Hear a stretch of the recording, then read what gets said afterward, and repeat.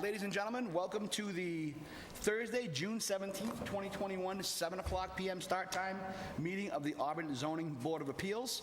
I would like to call the meeting to order and request a motion to open.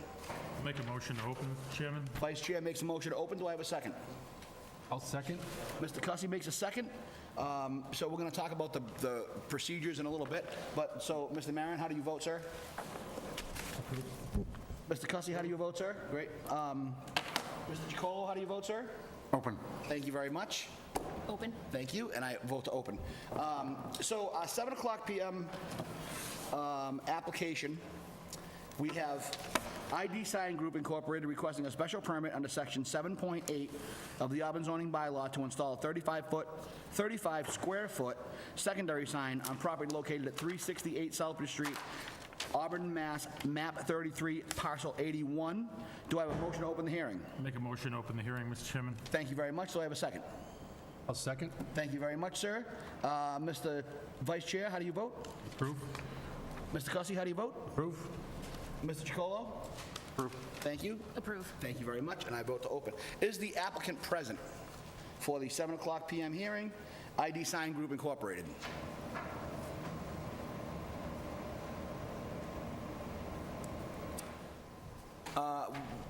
Ladies walking in, are you happen to be here for the 7 o'clock p.m. hearing by any chance? Okay.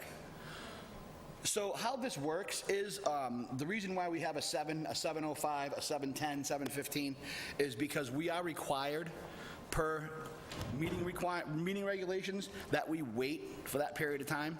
Our 7 o'clock p.m. applicant could very well be in the parking lot right now. We're not really sure. So we do have to wait a minute before we can proceed. So while I'm at it, we're going to talk about some administrative responsibilities that the board has dealt with over the last couple of months. There was several complaints during COVID because of our remote meetings registered from the town in the regards of how we were handling voting. So what they did was, it was required of us to ask for a motion, a second, and then go back and ask those same people again if they voted in favor, when clearly somebody who does a motion and a second is voting in favor. So we're going to discuss that afterwards. I just wanted to bring that up with the board while we're waiting. I think we can kind of streamline that procedure, provided we all agree to it, and then we move it to the town to approve for the next meeting so they can review it and agree to it as well. So the time now is 7:03. I'm going to give them about 2 more minutes, and then if they are not here by 7:05, we're going to close this hearing, and then we're going to move on to the next one. So if you could please bear with me for about 2 minutes. So, Mr. Tatro, if I understand correctly on the voting, is that for today, those making the motion and those seconding will then also vote in favor or against? So that is correct, for the time being today, because as it stands, but at the end of the meeting this evening, we can discuss it for a few minutes. We can take a vote if we agree to it as a board, and then we can bring it to the town for review. If they approve it, then next month we can start that process. Thank you. But for the time being, we'll stand with the current procedure.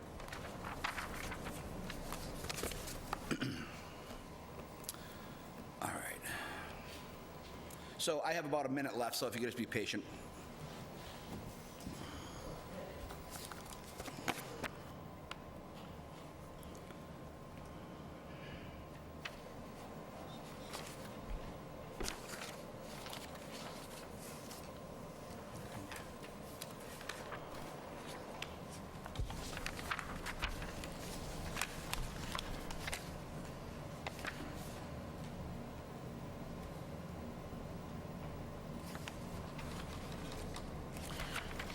Mr. Chairman, just a question. Yes, sir. I don't know that I've ever experienced on this board an applicant that was a no-show.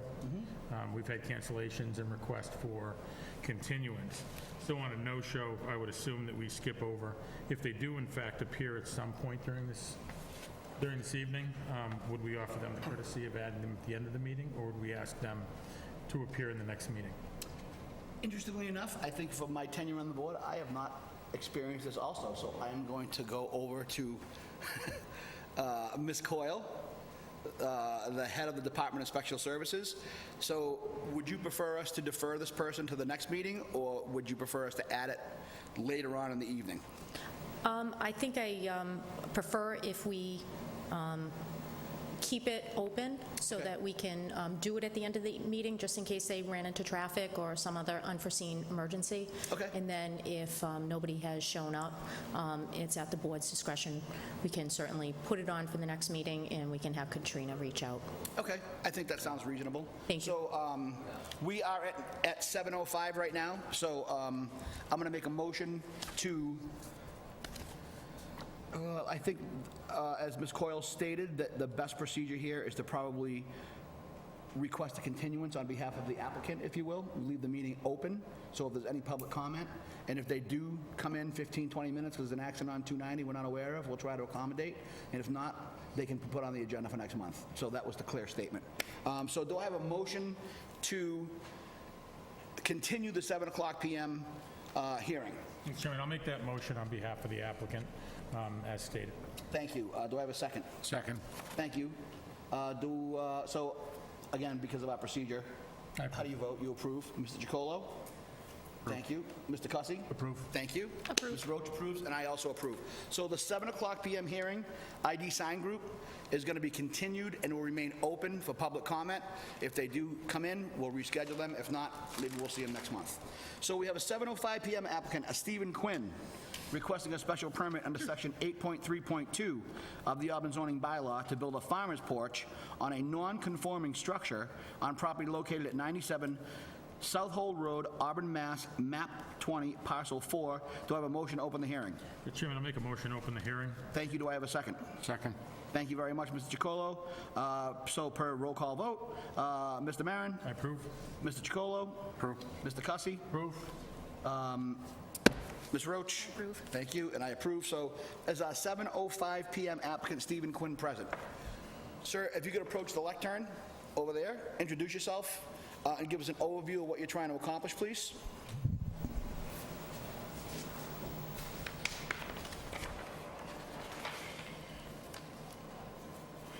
Yes, thank you. Purpose of the special permit is the homeowners would like to construct a farmer's porch to the right-hand side of the property. And due to the, when the house was built, it was,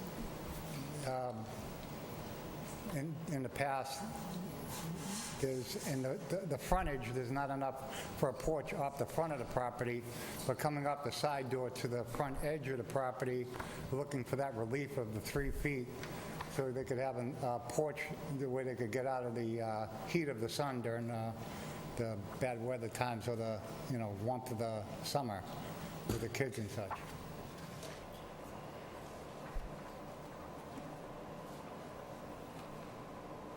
Okay, so under 8.3.2, just so we're all aware, I'm going to read this out loud. Changing of a non-conforming structure. A non-conforming structure may be altered, reconstructed, extended, or structurally changed, provided that such alteration, reconstruction, extension, or structural change conforms to all the dimensional requirements of this bylaw. So you are looking for relief of exactly how many feet, sir? 3 feet. 3 feet, okay. And do you have anything to add before I offer it to the board members for comment? Anything else? Do you have anything else to add before I offer it to the board members for comment, or if I check to see if there are any abutters present?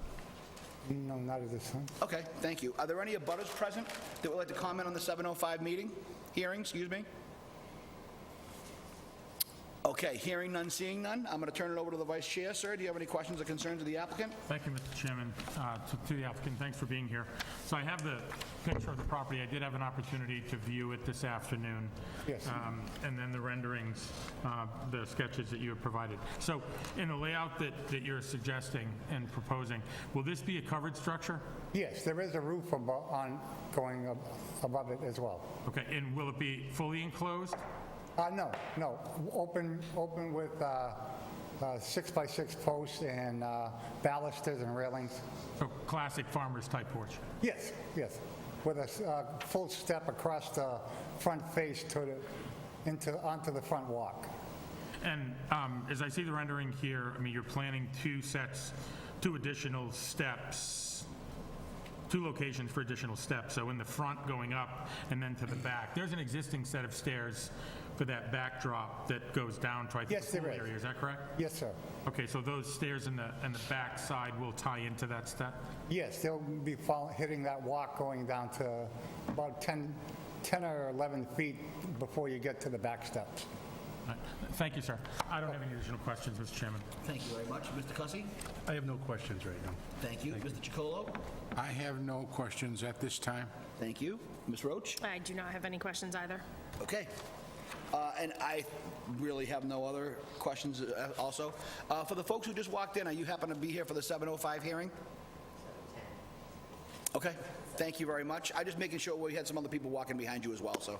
Okay, so if we have no other further concerns or questions, do I have a motion to close the public portion of the hearing? I'll make a motion to close. Thank you. Do I have a second? Thank you, Mr. Chacolo. So as a roll call vote, Mr. Maron? I approve. Mr. Chacolo? Approve. Mr. Cussy? Approve. Ms. Roach? Approve. And I approve the public hearing is now, public portion of the hearing is now closed. Do I have a motion on the 7:05 PM application? You didn't ask about abutters. I did ask for Oh, for okay. abutters. Okay, perfect. I'll check again, that's okay, just to make sure. No abutters had come in the last couple of minutes, correct, for this hearing? Okay, thank you. Mr. Chairman, I'd like to make a motion to approve with standard conditions. Okay, do I have a second? Second. Thank you, Mr. Chacolo. So let's just make sure again, roll call vote. Mr. Maron? I approve. Mr. Chacolo? Approve. Mr. Cussy? Approve. Ms. Roach? I approve. And I approve. Thank you. Good luck, congratulations. So you can contact the Department of Inspectional Services some point in the next day or two, and they'll be contacting, or they'll inform you on what you need to do to proceed and get the permits and move forward from there. Wonderful, thank you very much. Thank you very much, good luck. Okay. So as you can see, we have a 7:05 and a 7:10, excuse me, a 7:10 and a 7:15, and they are both from the same applicant. They are separate parcels, as you can see, map 25, parcel 55, map 25, parcel 155. So I'm just going to make sure that we're going to, even though we're addressing the applicant, we're going to be doing two different hearings here. We have 31 Walsh Ave and 33 Walsh Ave. Okay, so that's been cleared out. Just to make sure that I have a motion to, so 7:10 PM applicant, and I apologize if I do not pronounce your name correctly, applicant Hui Long, requesting a special permit under section 3.2.2.0 of the Auburn zoning bylaw to build a single-family home in a limited business zone on property located at 31 Walsh Ave, Auburn, Mass., map 25, parcel 55. Do I have a motion to open the hearing? I'll make a motion to open the hearing, Mr. Chairman. Second. Thank you very much. So, Mr. Maron? I approve. Mr. Chacolo? Mr. Cussy? Approve. Ms. Roach? Approve. And I approve. Is the applicant present? So, sir, if you could go up to the microphone, the lectern, give us an overview of what you're trying to accomplish, and I'll check to see if there's any abutters present, and then I'll turn it over to the board. If you could go to the lectern so that we So can... they can't hear you at home. They need to be able to record it, so I need you near a microphone. I'd like to speak for my friend Hui. He speaks English well, but it's difficult to understand for him, so I'm going to try and present his project. So can I just ask before we begin, sir, is how are you, do you have a special interest? Are you related to the project in any way? Are you? No personal financial interest in any way. I'm a literacy volunteer coach, and I've worked with Lon for several years, helping him with getting used to America. And thank you very much for doing that, honestly. I appreciate that as well. So I really do genuinely mean that. Thank you. So Hui Long and his family want to build a single-family home on 31 Walsh Avenue. Because this is a zoned limited business, it needs a special permit. I think the paperwork that you have describes the situation, and we are asking for permission to do that. So we have, our building commissioner has been very generous before he had other obligations this evening and gave us a page of notes for these meetings. And this one here, just so you're aware, for 31 Walsh Ave, I'm just going to read this again for the purpose of those folks at home. A single-family home use in the limited business zoning district requires a special permit from the zoning board under section 3.2.2.0 of the bylaw. So this is an allowable use, provided a special permit is granted by the board. So if you could just go over the process of what they're trying to accomplish, the plans, describe what you have on the screen behind you here. Yeah, there's a lot of lines here. This is, can I, You want to use Oh, okay, yeah. easier for you? I can make it smaller or bigger. if you looking want. for the pointer. Yeah, this is a steeply sloped lot, so it requires some adjustments in terms of retaining walls and that sort of thing. This is the house on 31, and this is the house on 33 with driveways. There is water and sewer, and the setback requirements are all met. So the proposal is to build these homes separately on this piece of property, on these two pieces of property. Okay. So I'm going to ask if we have any abutters present for this hearing, or, okay, ma'am, you are one of the abutters. Are you interested in speaking? I'm not sure this is where it's supposed to be. It's a curiosity factor. I'm curious how much this affects. I'm at 35 Washington. Mr. Chairman, if we could have her. That's what I was going to step say. So if you're going to have any questions or concerns, I'm going to turn it over to the abutters first, but I just need you to go to the microphone because we have to be able to record your voice and we have to help those concerns.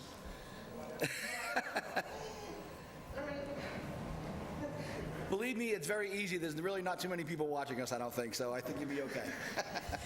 Okay, You give us your name and address first. Marie Riley, 35 Walsh Ave. So I'm next to Lot 33. I've been there for 35 years, and my backyard has this huge hill in the back. And my concern is how much the demographic of that hill is going to change, or might change. If they're going to, how much of that hill's going to come down, if the retaining walls are going to affect my property, because they're going to abut right up against, it looks like it's going to abut up against my property.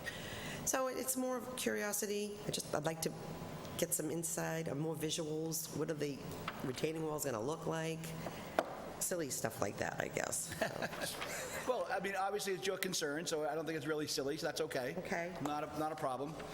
So what we do, generally speaking, during these meetings, and it's been a while, we're all kind of rusty, is you speak through the chair, I question about what you want to find out, then we're going to have them come back up, he can describe, and you can come back and we can find out if your questions or concerns have been resolved. Okay. And then we'll go from there. So Right. if you want to step aside for a minute, we'll have them come up. All right. And they can describe what you'll kind of can expect.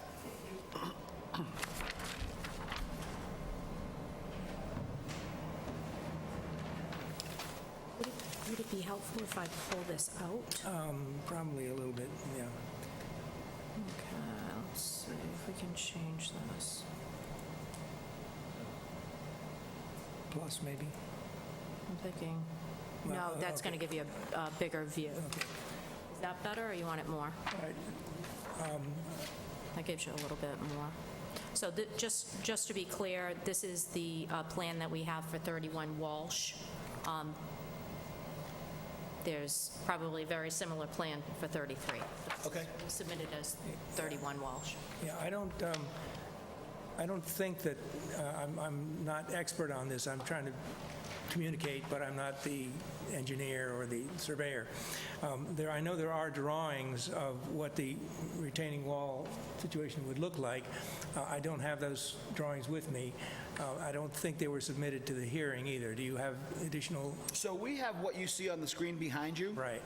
So it's a plan, but not a section or an elevation or that sort of thing. Is that correct? So I think in the interest of helping people understand here, I can take the step forward to kind of describe what I see, at least on the paper. And it appears to be at least a 3-section, if not 4-section, retaining wall system with a couple of slopes. And it appears as though, as you can see, if you're following along with me here and you want to see on the screen, if you look at that little section sort of to the right center, where it says proposed retaining wall height will vary from 1 to 8 feet, then the secondary will vary from 6 to 5. And we have some erosion control, which is a compost filter sock, which is pretty standard type of material. And then we have a 0 to 6 inch proposed retaining wall.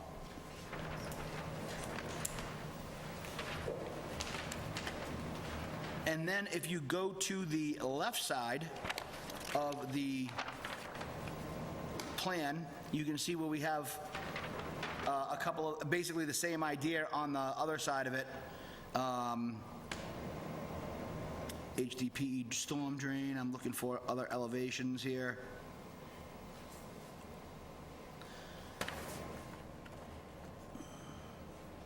So what we have here listed as elevation varies as required.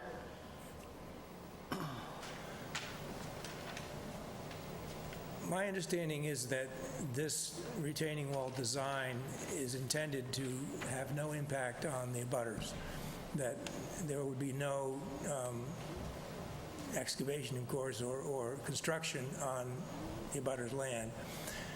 That's my understanding. I don't have that in writing, but I believe that's the case. If there's more information needed, we can provide that. I don't see it here at the moment. Okay, so I do see a relief also. If you look at the, on the screen here behind you, and you can kind of see on that left side there, there is a side sectional relief shown of the retaining wall construction. Where you can see where it says cap unit here at the top, Versalock. Right. There's an excavation line in the back here. It says impervious fill, 12 inches deep, drainage aggregate, 12 inches thick. I mean, those are all pretty standard retaining wall measurements and standards that are required.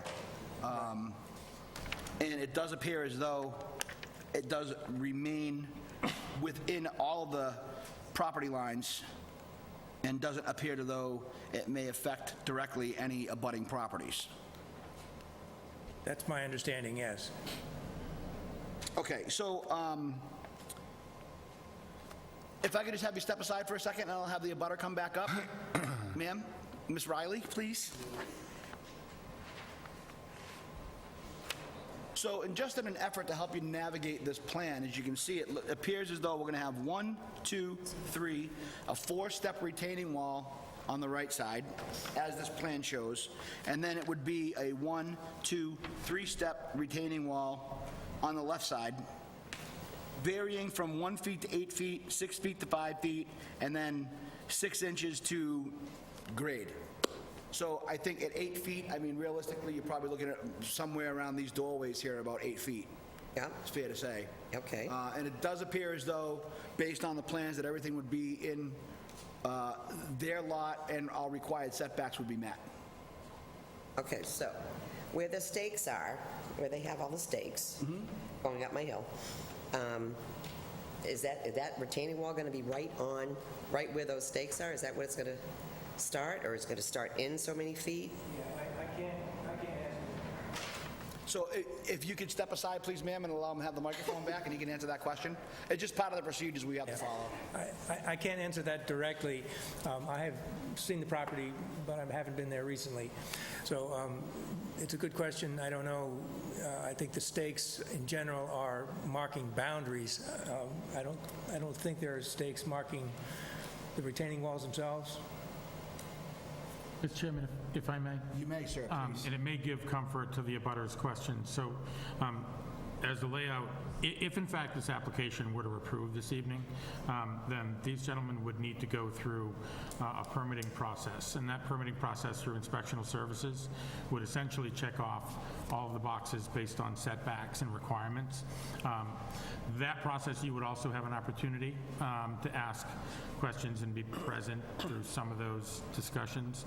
But that would have to be approved through a permitting process, and they would be required to meet all of the setback regulations and bylaws that are set forward by the town.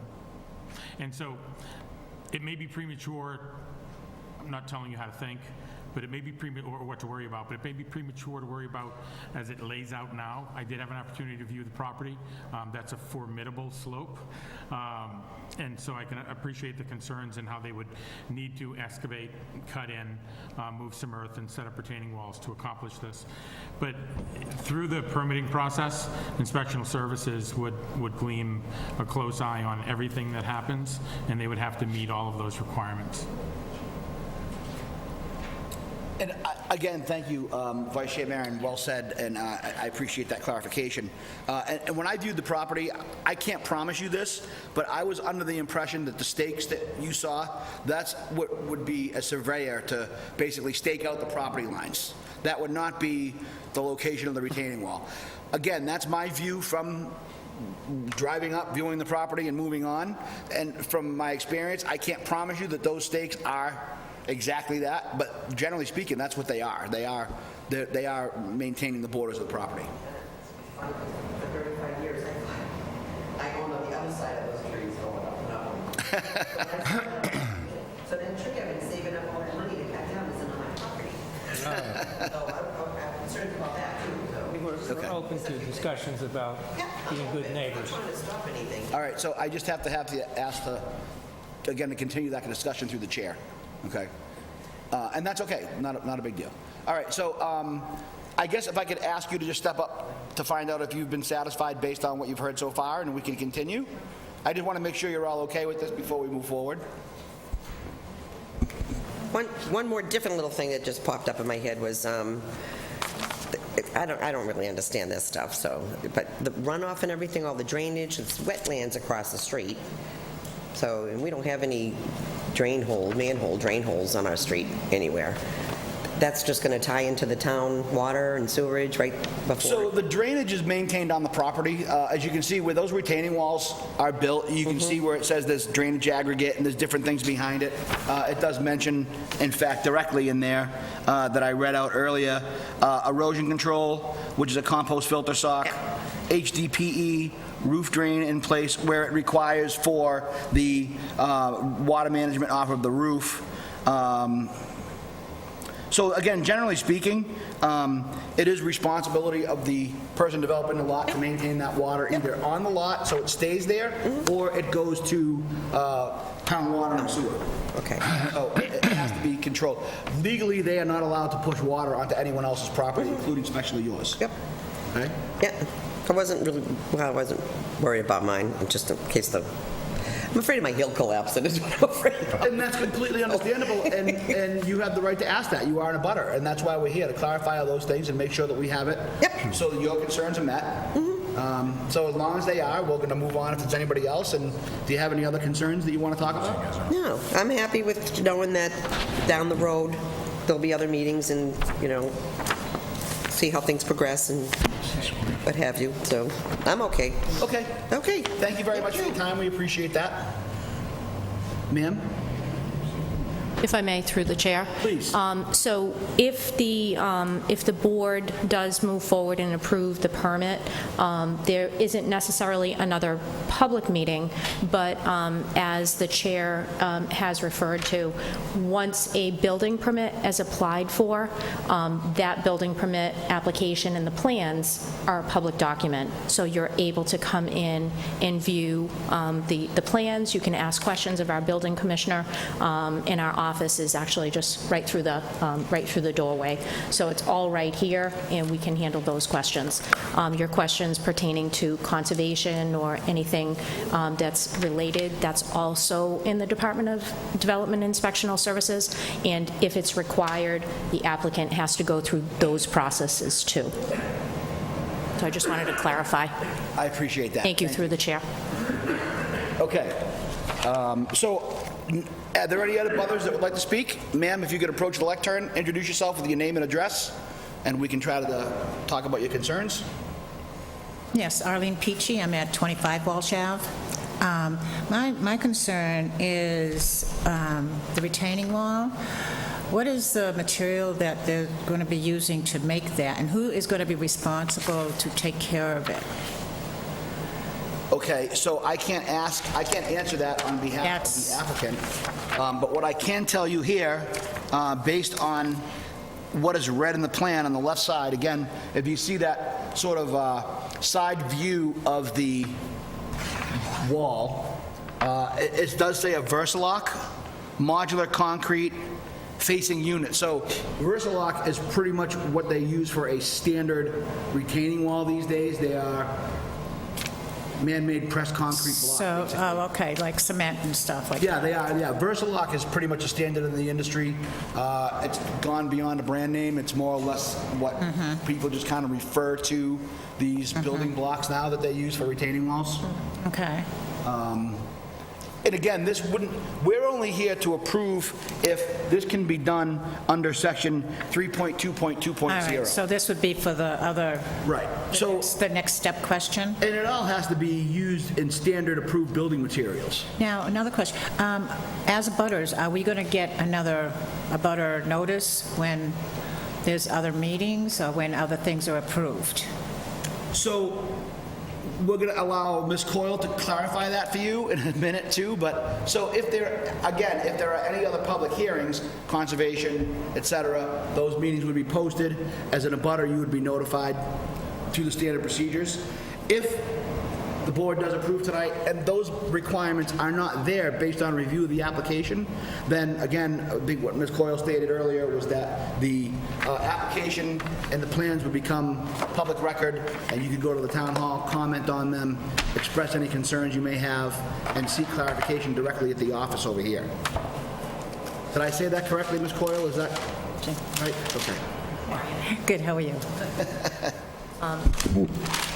Thank you. So as far as if the Zoning Board of Appeals makes a decision on this application this evening, any decision you would be notified of. So Katrina, our clerk, will be sending out the decision of the board, and so that you would be notified of, everybody who is notified, the abutters. If the applicant for this particular project, and it sounds like the project next, you may have similar concerns, if it requires conservation approval, then the conservation will have a public meeting, similar to this one, and they would have it on their agenda, they would review it, and if abutter notifications are required, you would be notified.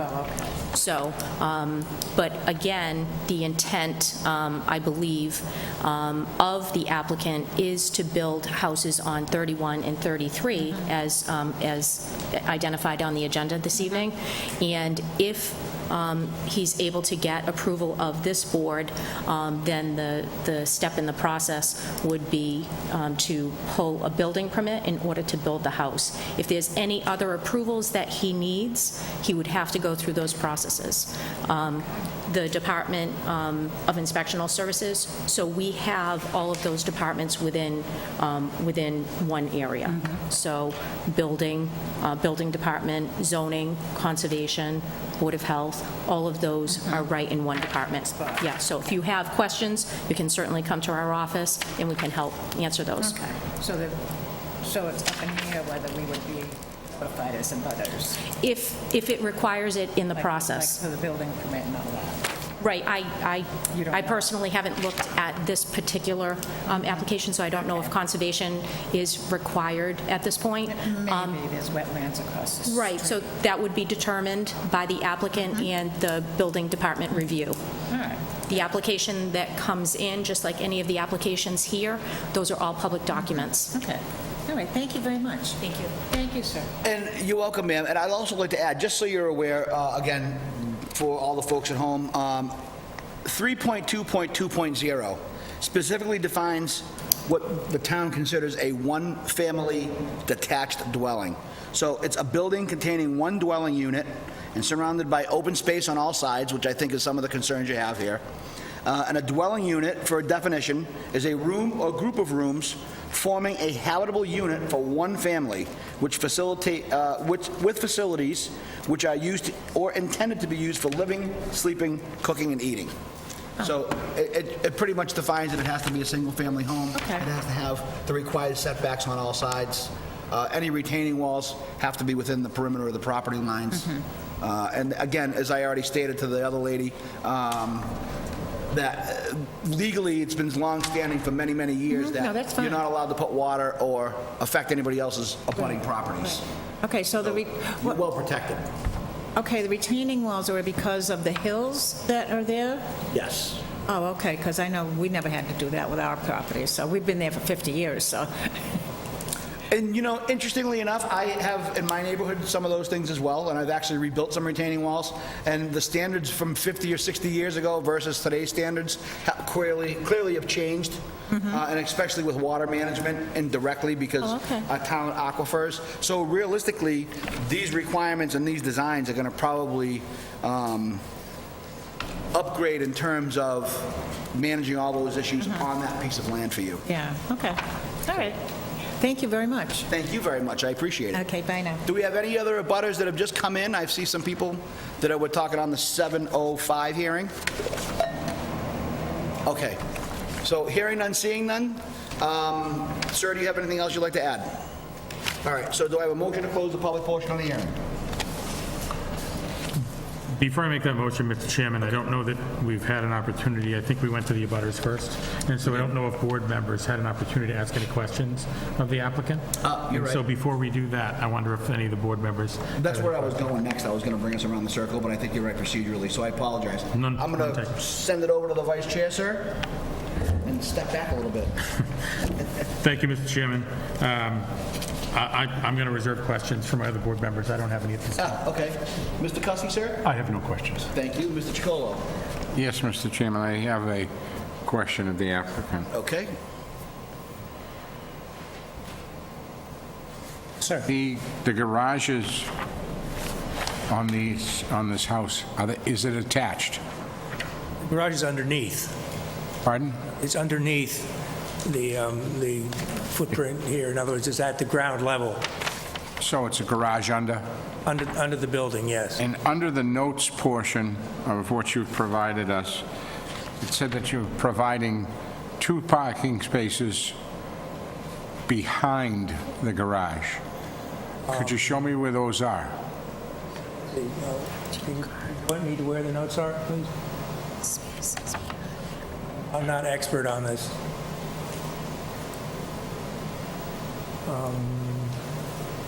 Parking space.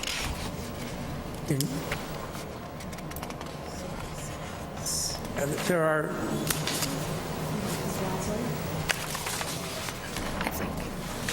here's the driveway and the Explain. garage is underneath. There's nothing behind because that's where the hill is. Pardon? There's nothing, there's no parking behind the garage. 'cause the What garage- you've got here is, each proposed single-family house is to have 2-car garages and 2 parking spaces behind the garage, That, thus 4 parking spaces per house. If I could, through the I chair. didn't write that, so I'm not sure. It seems like it doesn't quite make sense. There's parking, there would be parking on a driveway in front of the garage. but- 2 in, 2 out.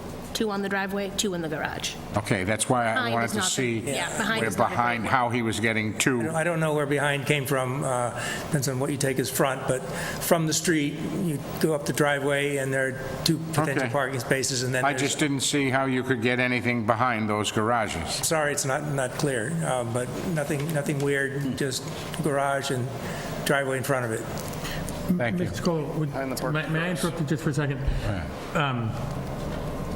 So to stay on that point before we move on, because it sounds, Ms. Roach, that it's a reasonable explanation, but why would it be written as behind the garage? I mean, it just doesn't add up. I think if you're in the garage, they're saying behind the garage.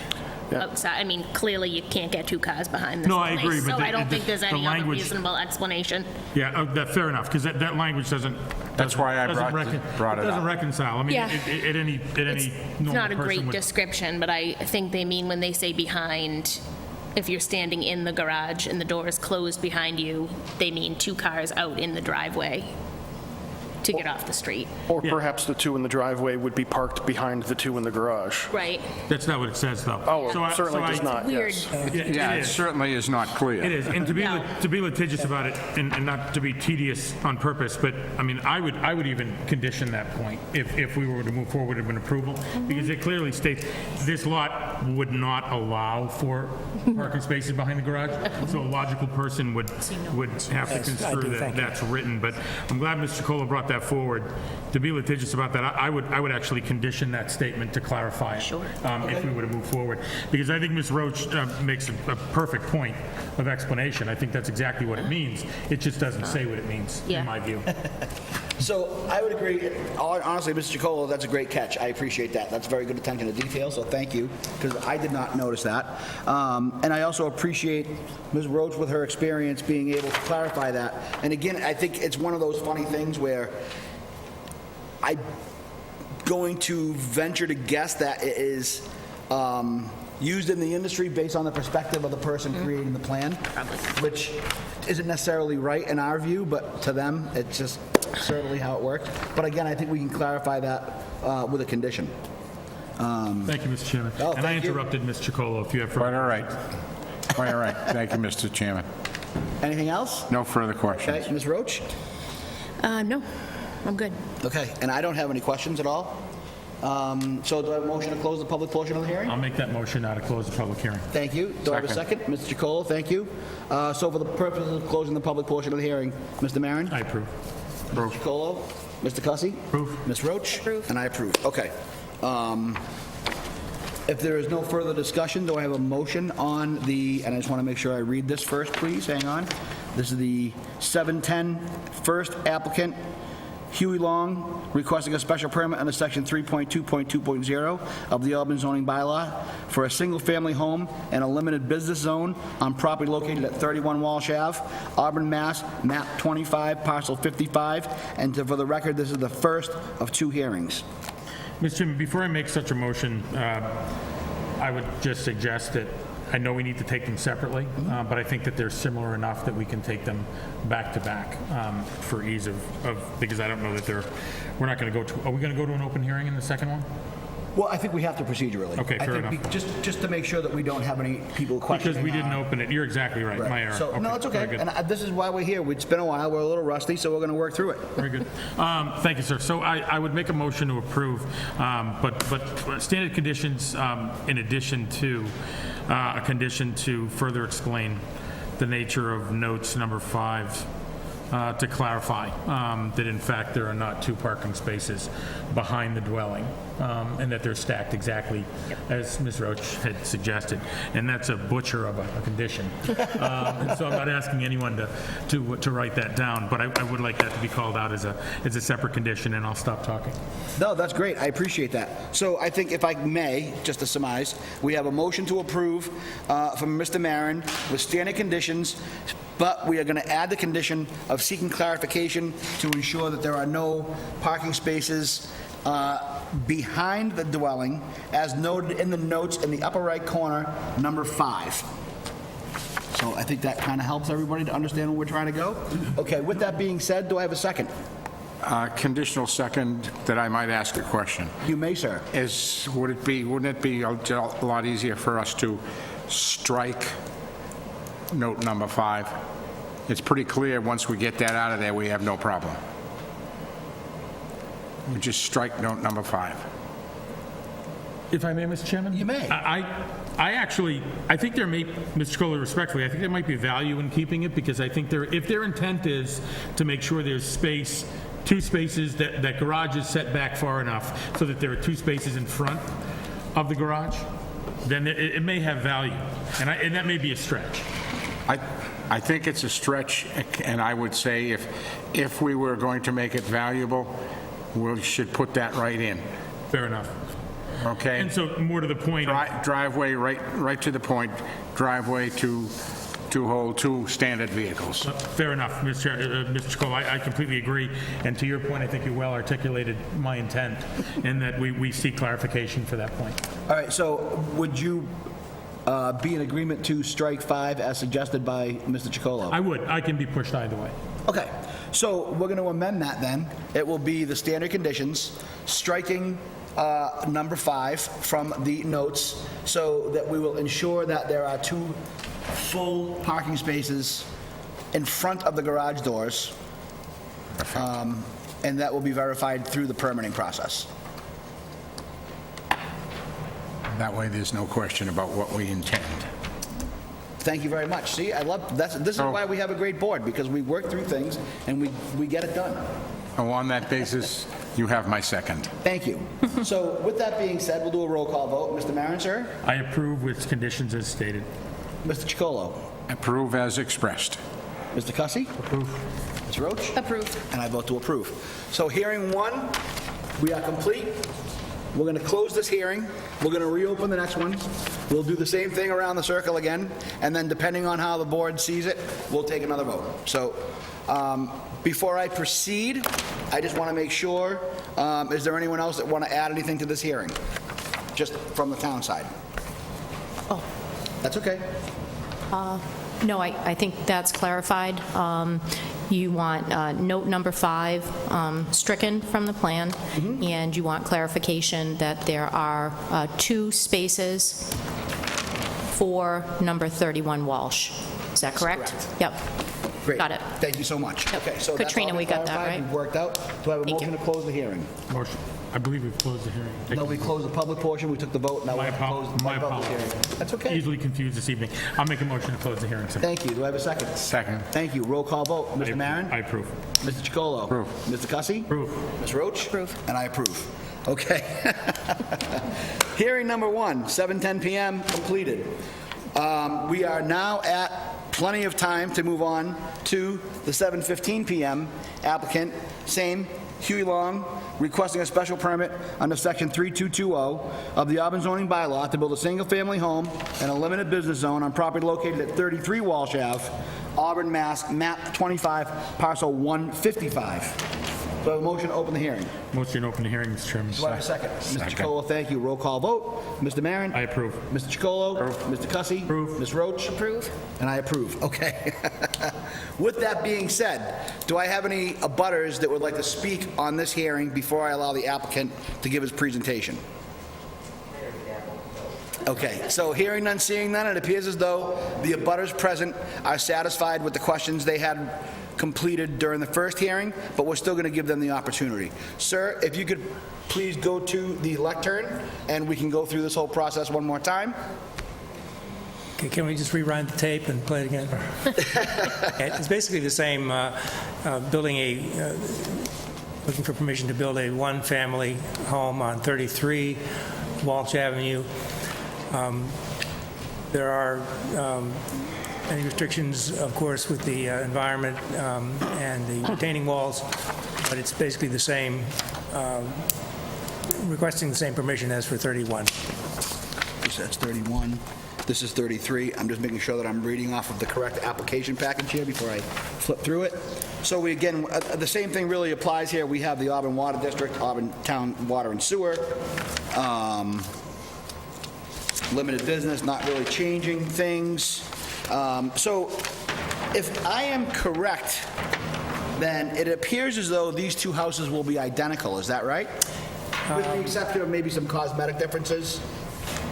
I don't think they're identical, but frankly, I don't have the details on that.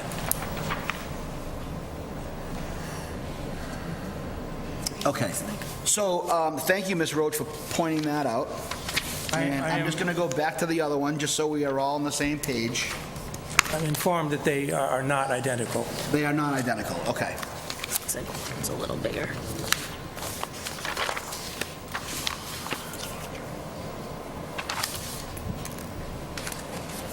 So it appears as though, again, we have the walls from 1 to 8, from 6 to 5. It doesn't really look like there's going to be a dramatic difference in terms of those concerns that we've expressed earlier. Okay. So before I turn it over to the board, do we have any abutters that would like to speak on this hearing?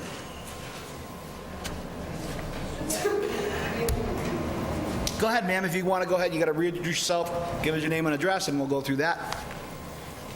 Arlene Peachy, 27 Walsh Ave. Okay.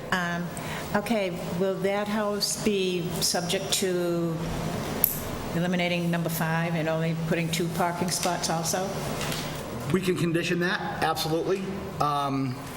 Based on number 5 here, each proposed... Yes, so we can clarify that as well, because it does say behind in that particular part of the plan as well. Okay. So we yeah. can I just definitely be condition it to make equal, you know? And that they are even. You know, again, you know, we all live in the neighborhoods in town Yeah. too, so we want to make sure there's adequate off-street parking. You know, we want to make sure Yeah. that you're all comfortable as well, so. Yeah. We can Because that definitely- end of the, actually, that end of the street is thinner, as you know, narrower than our end. Right. And that's a dangerous curve. It's very dangerous. So maybe we can get some signs up saying dangerous curve or something. That I can't promise you. Might be a separate hearing, but I mean, it's certainly open for discussion. Okay, And he's young, so children at play or something. okay. Okay, thank you. Absolutely. Thank you very much. We appreciate you coming and talking about your concerns. Anything else? I have a question. Okay, yep. This is for you, actually. You mentioned that you think that there are pictures somewhere or some kind of drawings that would show the retaining walls better, what they look like and what they're gonna... I would love to see that at some point. I'm open to talking to anybody about... You have pictures right there? No, but I have an email address where I can...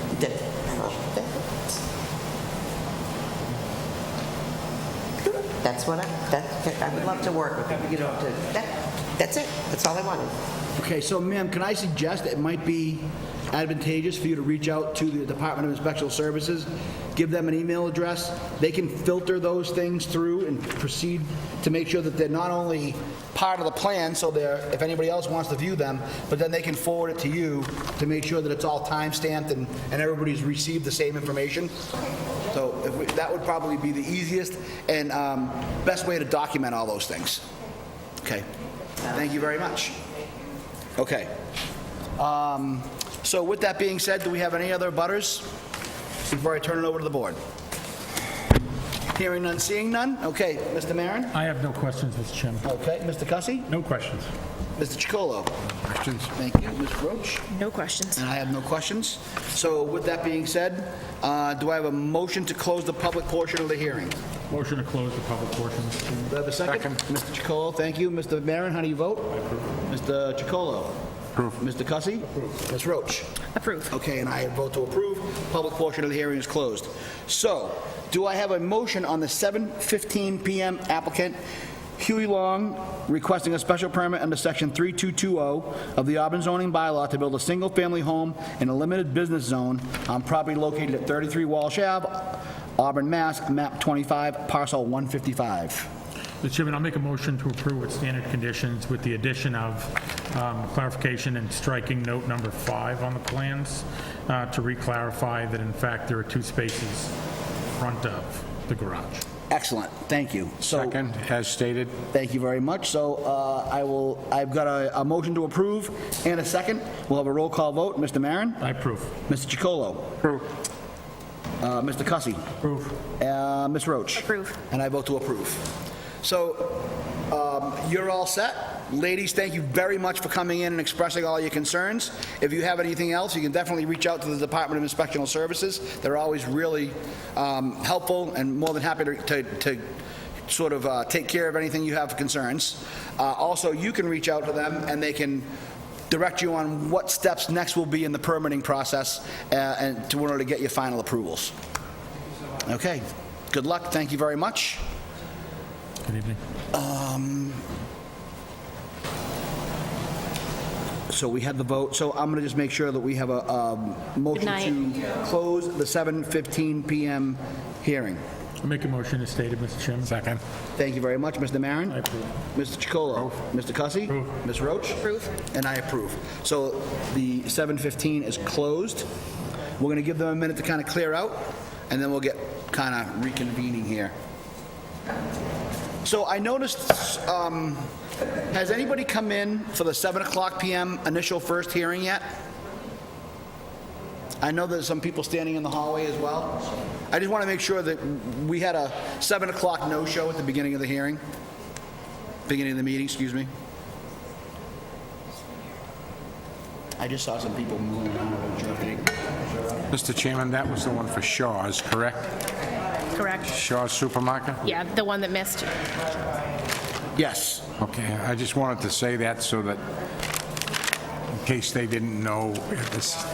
Again, always covering me. I appreciate that. Thank you very much. I know it's a full-time job pretty much at this point. Okay.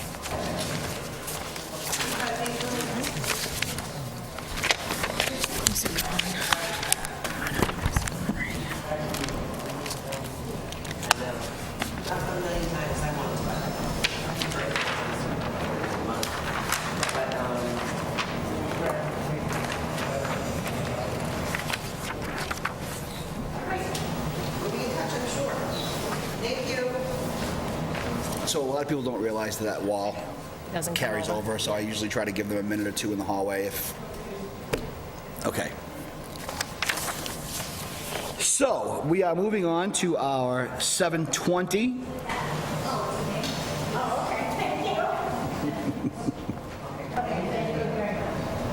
And just when we got everybody used to doing this remotely, we're getting everybody back to used to doing our old ways again. So we have a 7:20, and we are officially at almost 8 o'clock, 4 minutes of. So we are okay with that. A 7:20 PM applicant, West Boylston Black Orchid Incorporated, requesting 3 variances under section 3.2.2, 32233, 32231, 9364, and 54 of the Auburn zoning bylaw for an apartment building on property located at 3A Hill Street, Auburn, Mass., map 65, parcel 5. And for the record, this is a continuation from the 5/20/21 meeting. Is the applicant present? All right, so I'm going to make a motion to open the hearing. Do I have a motion to open the hearing? Mr. Chairman, I'll make a motion to open the hearing. Do I have a second? Second. Mr. Maron? Approve. How do you vote? Mr. Cussy, how do you vote? Approve. Mr. Chacolo, how do you vote? Ms. Roach, how do you vote? And I vote to approve. So we have an open 7:20. If the applicant is present, if you could approach the lectern, please, ma'am, introduce yourself, give us an overview of what you're trying to accomplish. Just try to bring this up here.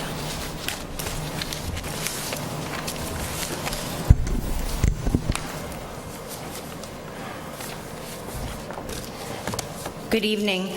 I'm Jennifer Curzon, the attorney for the applicant, and the 2 representatives for the applicant are likewise here.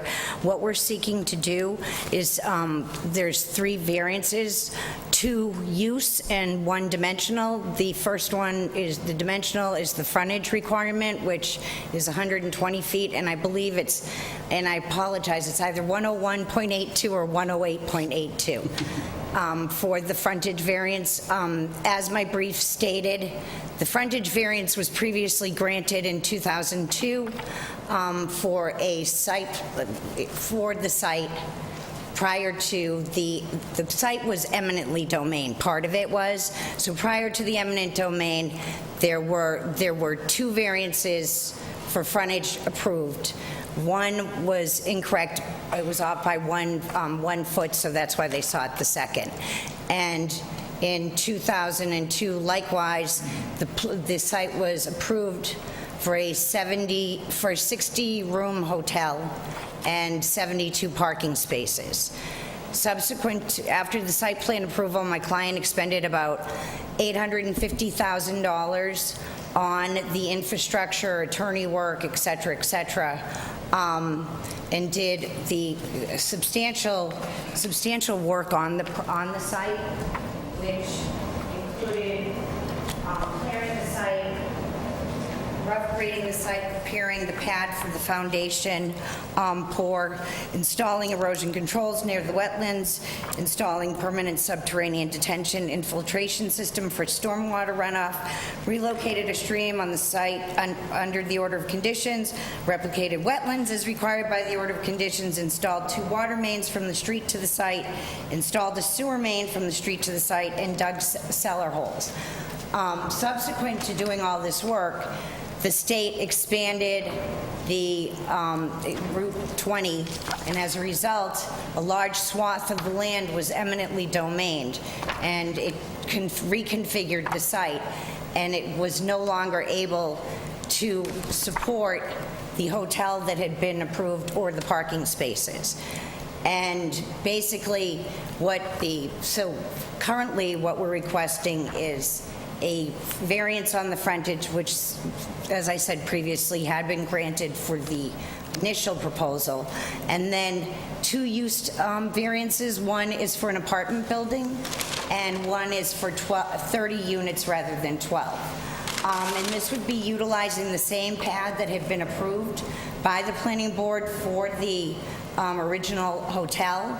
The pad was where the hotel was going to be located was never changed. The only thing that was changed is that we lost the ability to put these parking spaces, the required amount of parking spaces in. And basically it went from 72 to about 36, I think now is what the proposal is. And if the board has any questions with regard to either the variance plan or the building plans that were submitted, I would be glad to answer those. But that's it pretty much in a nutshell. Thank you. So before I turn it over to the board members, are there any abutters present that may want to comment on this hearing? Hearing none, seeing none, I'm going to go around the board. Mr. Maron, to you, sir. Thank you, Mr. Chairman. So the intent was to put a hotel in. Yes, and it was approved. The planning board approved the hotel, and that's in my Saw that in the exhibits. brief. So this is shifted to an apartment building. Correct. You're asking relief from 12 to 30. Correct. And the main reason why you can't put a hotel in there now is because of parking spaces, is that correct? Correct. It's impossible. My client the applicant has had engineers look at it to see if they could somehow reconfigure it, because under the bylaws of Auburn, you have to have 1 parking space per room plus 1 parking space for, I believe it's every employee on the largest shift, which would have been the 7 to 3 shift, so that came out to 72 spaces for the approved 60, or 72 spaces, yes, for the approved 60-room hotel. Okay, so how many parking spaces will you have for a 30-unit apartment building? I believe that it was, my clients looked at it, and it's about 40. Between 35 and 40 is the room that can be. And I believe it is in your brief, but just for the board's pleasure, the number of rooms in the previously proposed hotel? There were 62 rooms. 62 rooms, 73 parking spaces. I misspoke earlier. I apologize for that. None taken. I'm asking you to go into history that may or may not matter, but I think the comparison of what was previously approved versus the situation that the applicant finds himself in now, I think is relative to the case. Thank you very much. I'm going to reserve questions after the other board members, Mr. Chairman. Okay, Mr. Cussy? Yeah, I feel that it puts, my feeling is that the pressure on the town, the water and the sewer. We have a huge project, I'm sure you know, that just got approved in town, apartments, and... No, I did not know that. So the sewer and water, there was concerns about enough water and sewer to support all these apartments. If I can just speak to that, previously there was, this has already been hooked up for sewer, so it was hooked up for sewer for that many rooms at that point, which was 62 rooms. We're basically, having that number, so I don't know how that would be a major impact in terms of what was initially proposed and approved versus what is being requested now. And also, this would be, people would be renting with... And my client will also speak to that. Gentlemen, ladies, Bob Gallo. Originally, we pulled the permit, we had a foundation permit, and we were actually blindsided by the state on this whole project. We were not aware of the taking by eminent domain. We have run the sewer and the water, and we had permits for that. into the property, actually almost up to the cellar hole where it is now. If you see the site, it's perfectly flat. We graded it. Most of the work is infrastructure below the surface, and the movement of all the your conservation, your wetlands, your replication, even the Cultex, gravel, et cetera, for the detention below the parking lot is in and accomplished. When the economy kind of went south on us, and we backed off it for a little bit, but then when the state came in, and we were not informed at all by the state that they were taking any part of this property, nor anyone. In fact, originally it went to something called WBBO Inc.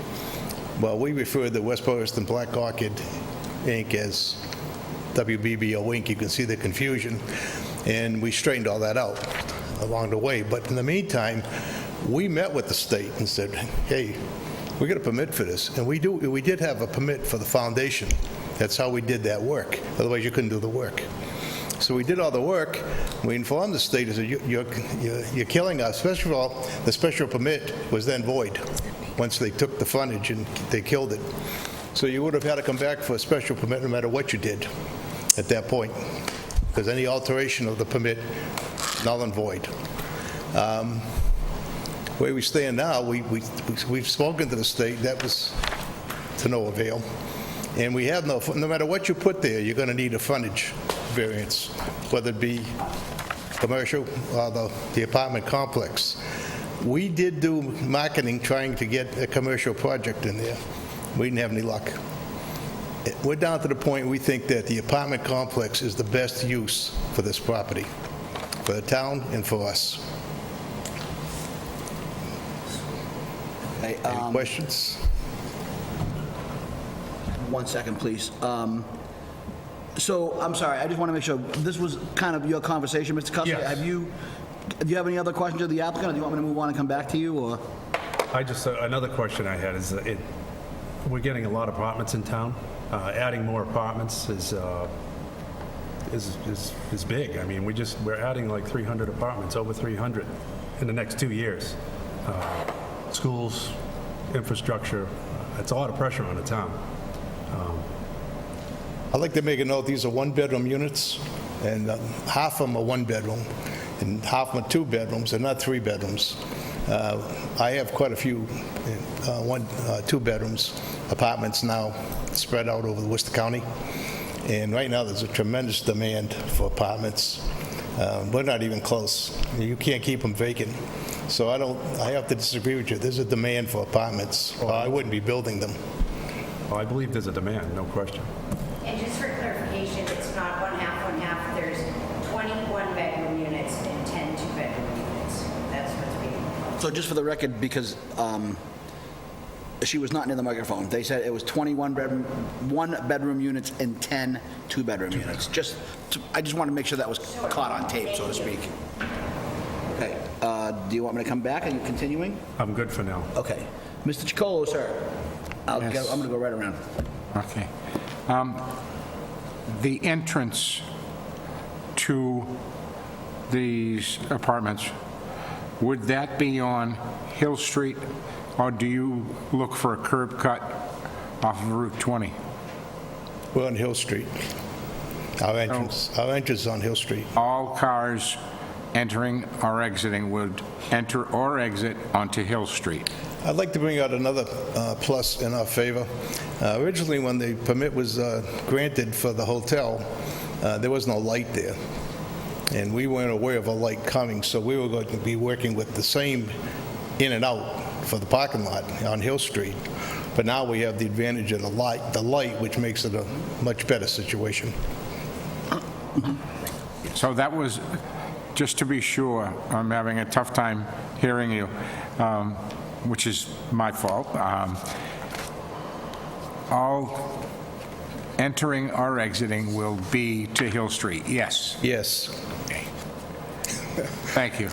Okay. Okay, so, That's all for right now, Mr. all right, so Chairman. Mr. Jones, I'm just going to allow Ms. Roach to speak, and then I'm going to go to the alternates, because I want that time. Ms. Roach, are you prepared, or do you want me to move on and come back to you, or? So I guess I have a couple things. One is, I think I would just like to hear a little bit to be put on the record about, in Auburn, we have a pretty strict set of criteria that needs to be met for a variance. I know it's spoken to a little bit in the brief, but I think we always ask the petitioner to speak to those 4 criteria and why they think they meet those. So I think it's sort of prudent to ask that same question that we always ask of applicants. And I do just want to note the parking that has previously been talked about a little. Maybe this is a question for Darlene, but I believe that also gets a second look when the permits are pulled and actual site plans are approved. The required number of legal parking spots will definitely be addressed after tonight, correct? As part of any application that's going to come in, that all the pieces are reviewed. So parking would be reviewed. Yes. Okay, thank you. Anything else? So I was going... No, I think she's going to speak. I was going to speak to the 4 requirements. If you go to my brief on page 10, that's where I go through them, and I'm basically just going to nutshell them for the purposes of putting them on the record. So the first requirement is literal enforcement of the bylaw causes an undue hardship owing to conditions relating to soil conditions, shape, or topography of the land or buildings. So the shape of this property is basically something now like a hammerhead, but half of a hammerhead. So it does, the literal enforcement does absolutely affect that. It has approximately 108.18 feet of frontage, but because of its unusual shape, the property has over 5 times the area required for apartment use in the HB zone mixed overlay district. Thus, the hardship, i.e. the inability to conform the use of the property to a conforming use, is very much related to the property's shape. And that's also further illustrated by the town assessor's maps, which are Exhibit 1B, showing the other lots in the area, the abutting lots, and even going beyond that. Most of the lots are basically rectangles and squares and normal shapes. Again, this lot has a small amount of frontage in the front and then expands as it goes back. And it's very wide in the back, and it's very wide where, in fact, the proposed apartment building would be. The next criteria is the hardship, especially affecting the proposed site and structures, but not generally affecting other land in the zoning district. Again, the property is uniquely shaped and situated, and these features are distinct from other properties within that HB zone. Again, looking at Exhibit 1B and the attachments at 1B. Let's see. Again, although the petitioner had approval for a 62-room hotel and 71-space parking lot, the reconfiguration of the lot resulting from the eminent domain taking no longer allowed for the same as the land necessary for the approved parking lot was no longer there, and thus the required number of spaces was no longer viable. And that's another thing. With regard to what was approved prior to the eminent domain taking, all of the variances are now null and void, and the approval for the hotel would be null and void because they were contingent on those variances.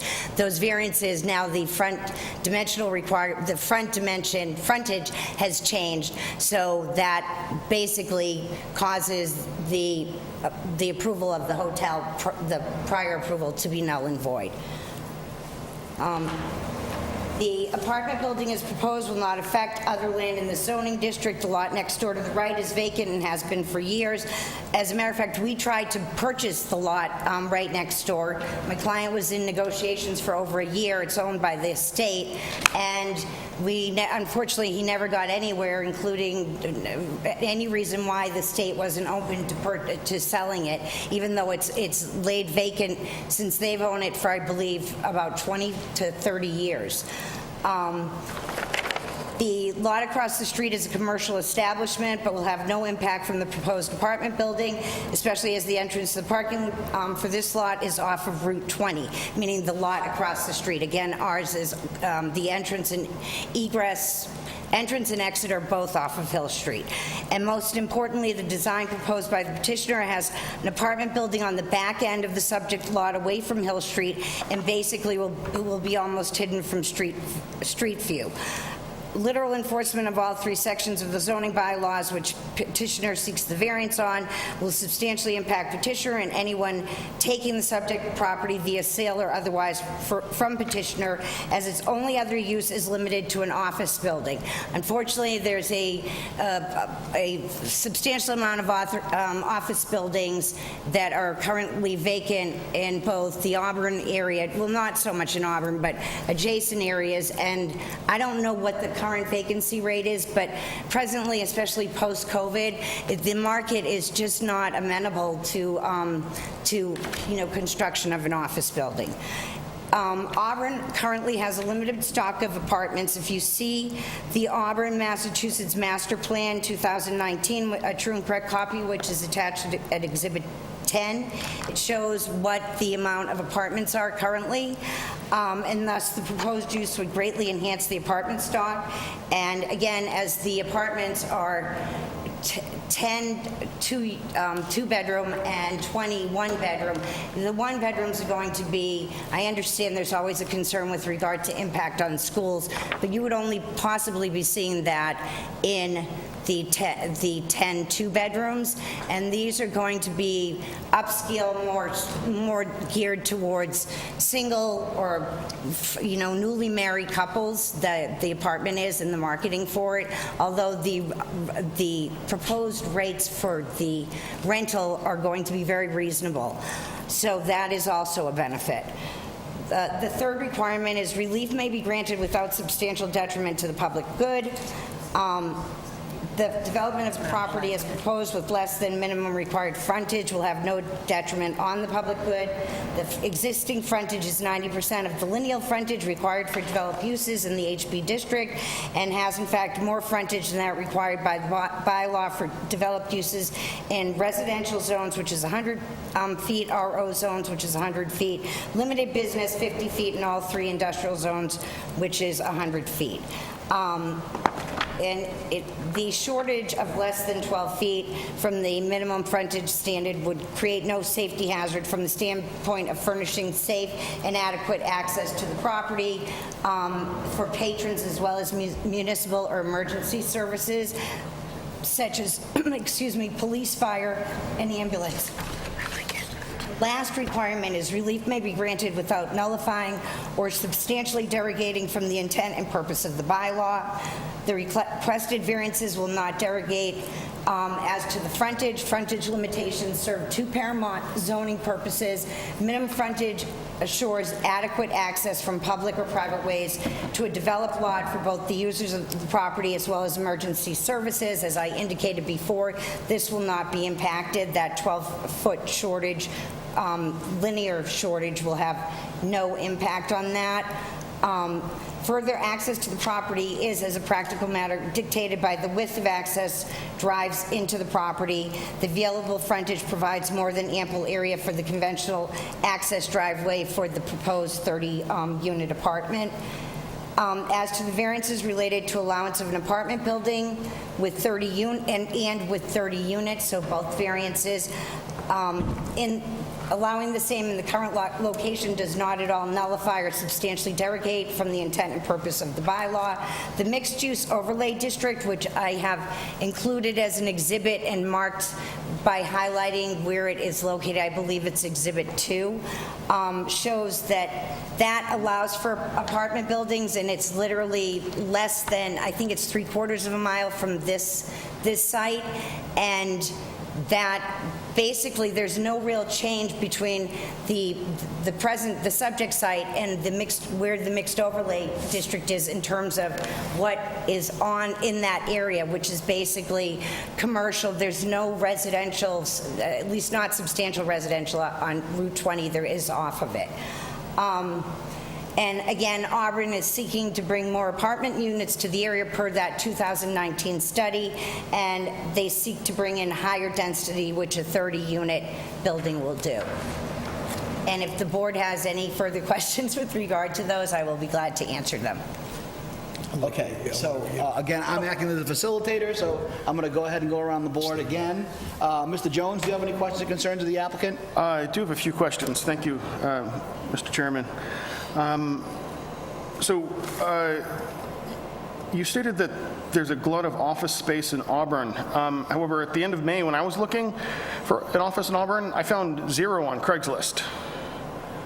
On what basis do you say that there's a glut of office space in Auburn? And I'm sorry for that. I said I don't know what the vacancy rate was in Auburn, but I know there's not a lot of office space I don't know what the percentage is for office space. Off the top of my head, I had read it, but I didn't know what the vacancy rate was because I wasn't able to locate any information as to what the present vacancy rate is. But in Worcester, there is a huge vacancy rate, so that in terms of, and when you think of offices, that you're more apt to think of Worcester than Auburn. So, and also with an office building, any impact, this goes back to the other board members' issue with regard to water and sewer, you would have the same, very similar impact on water and sewer for an office building. They have kitchenettes, bathrooms, etc., as a proposed 30-unit building. So to be clear, you're not standing by your statement that there's a glut of office space in Auburn? No, and I thought I did correct that when I made the statement saying that I did not know what the percentage was for offices and what the vacancy is. And I don't, but in terms of, my client had looked at it in terms of an income stream, and it's not going to be able to really support the costs that he's already put into it and any resale costs for an office building. And again, my client's position, as well as, as his attorney, the best use previously was determined by the planning board to be a motel. So this is less of that and the same sort of impact that you would have with the motel, really far less impact. The applicant said he was not aware of the taking. However, your brief states that he received over $80,000 in compensation. There seems to be some incongruity with those two statements. No, he wasn't aware before they made the offer. So the way that eminent domains work is that the state does an offer in compromise, and basically they make an offer and either you accept it or you don't. And the amount was very undervalued in terms of the square footage of the lot, of what they used for comps. Also, they didn't take into consideration that this lot had been approved by the town of Auburn for the 62-room motel and 73 parking spaces before they made that award. And they became aware of it before they formally submitted it to my client, but they didn't even move on it, and they didn't even look at that, how that would affect the value of the property. So honestly, that did not at all compensate him for the loss of the land, because he lost the approval for the motel. It's impossible to do now. And it's not economically feasible to do a hotel based on costs. My client can speak more on that than I can, with under 50 spaces, which is impossible on this lot. So your brief stated that your client had an opportunity to appeal that decision by the state for the $80,000 in compensation, but chose not to. They did appeal it. They appealed it in the, I'm sorry if I said that, then that was incorrect. It sounded like he dropped the appeal partway along the process. Do you mean the litigation that was filed by my client in the district court? Yeah, when your client found the $80,000 to be insufficient, he could have kept appealing that until he had a decision in his favor, if there was one to be had. So they did appeal it when they first got the notice of the amount. They did appeal it. Both clients spoke with the point person at the Department of Transportation for the determination and of the value of the property. Stephen Gallo, who's present, he met them at the property, explained what had happened with it, all the documentation showing all the permits. They had the foundation permit already, that had already been issued. So basically, the building permit for this had been issued. They had the site plan approval and the building permit, and they were, basically at the point that they were going to be pouring the foundation when all this occurred. So they went through, you're allowed one administrative appeal during the eminent domain process through the state. They did in fact appeal that. That was, the state just affirmed their initial decision without any written statement other than just one line stating we affirm, without going through any of the evidence that was submitted, anything with regard to a change in valuation of the property or anything like that. And then subsequently, my client filed litigation in the Superior Court in Worcester, but unfortunately, the way the eminent domain law is written in Massachusetts, it's written in favor of the taker, and honestly, it's not just opinion. I did a lot of research on this. If you look at all 50 states in this country, Massachusetts is at the very bottom in terms of how they handle eminent domains by the Department of Transportation. So in short, he appealed and ultimately he was found he was justly compensated. Yes, but of course my client still does not agree with that. Could I comment on this? And he would like to, the applicant would like to comment. We weren't notified of the taking until they were actually made the appraisal was already done. And we were notified that they were going to take about 10,000 square feet. As soon as I was aware of it, I contacted the state and said, are you aware that we have a permit for a hotel? They didn't believe we had the permit. We showed it to them. We gave it to them. We said, here's a sample of it. We met with them. Steve met with them. I spoke to them. They said they were going to take the 10,000. I said, well, what are you going to do with that little piece on the right there? There was about 10,000 square feet they own. I said, well, she said, well, don't worry about it. She said, we'll make arrangements to give it to you. I said, how are you going to do that? And my experience is that's not going to happen. So it never happened. And the denial of them, moving that 10,000 square feet, which would have made us better for the parking in the front of it that we lost. We lost about 10,000. Well, if you look at the drawing we gave you, it all came from the front in the reconfiguration. Never happened. Then we tried to get the court. We couldn't get there for some ungodly reason. Everything was thrown against us. We had no idea they were coming. So, sir, the reason why I ask is because the way this brief reads, it seems like you're coming to the ZBA, which would be the incorrect venue, to find a remedy for a decision that you're not satisfied with. And I bring it up just because it doesn't seem like the ZBA is the right place to find that remedy. It seems I'm like not here to find a remedy. You pursued the appeal and it didn't pan out, and that's unfortunate. I'm not here to find a remedy. I'm trying to use my property. And we did have a hardship, and that's what I understand that the variance is put in place for. We had a definite hardship, and we have a reason to ask for a variance. I mean, we had a taking, we had destruction of our permit. Once they altered that permit, we couldn't build it. It was over, no matter what we did. So we're trying to use the property, and we think you've got to have a variance for the zoning, no matter what you put there, with the way it's been reconfigured. The usage is what we think is the best usage for the property. Also, just to speak to the correct venue, the venue in terms of the state of what occurred with the taking, once the state decides to eminently domain, you cannot stop that. You can seek an injunction, but do you know what the percentage is that are granted in the state of Massachusetts? Does anyone on the board know in the past 30 years? 1%. 1% have been granted. And that's on every property, both residential, commercial, industrial, and business. So that's 1%. That is a very small amount. And that injunction is the only way to stop it. That was Route 20. There was no way that was ever going to stop. And I will make one note, just so the board is aware of this. At the time that that the applicant sought the variances and then the site plan approval, we have reason to believe that the engineering department in Auburn knew about the proposed expansion of Route 20. There was discovery produced by the state during litigation. There's illustrating that there's talking of eminent domain. I have a copy of the memo from the town engineer with regard to taking at that intersection.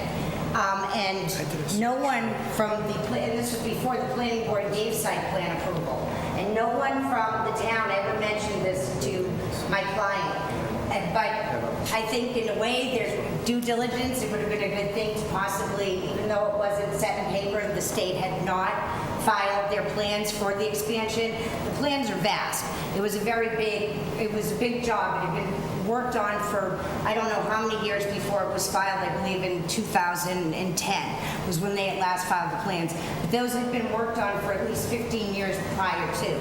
So the state had every, the state was going forward with it, and as a matter of fact, on the eminent domain taking, the majority of the land that was taken on by the state on behalf of the town of Auburn, which is in my brief.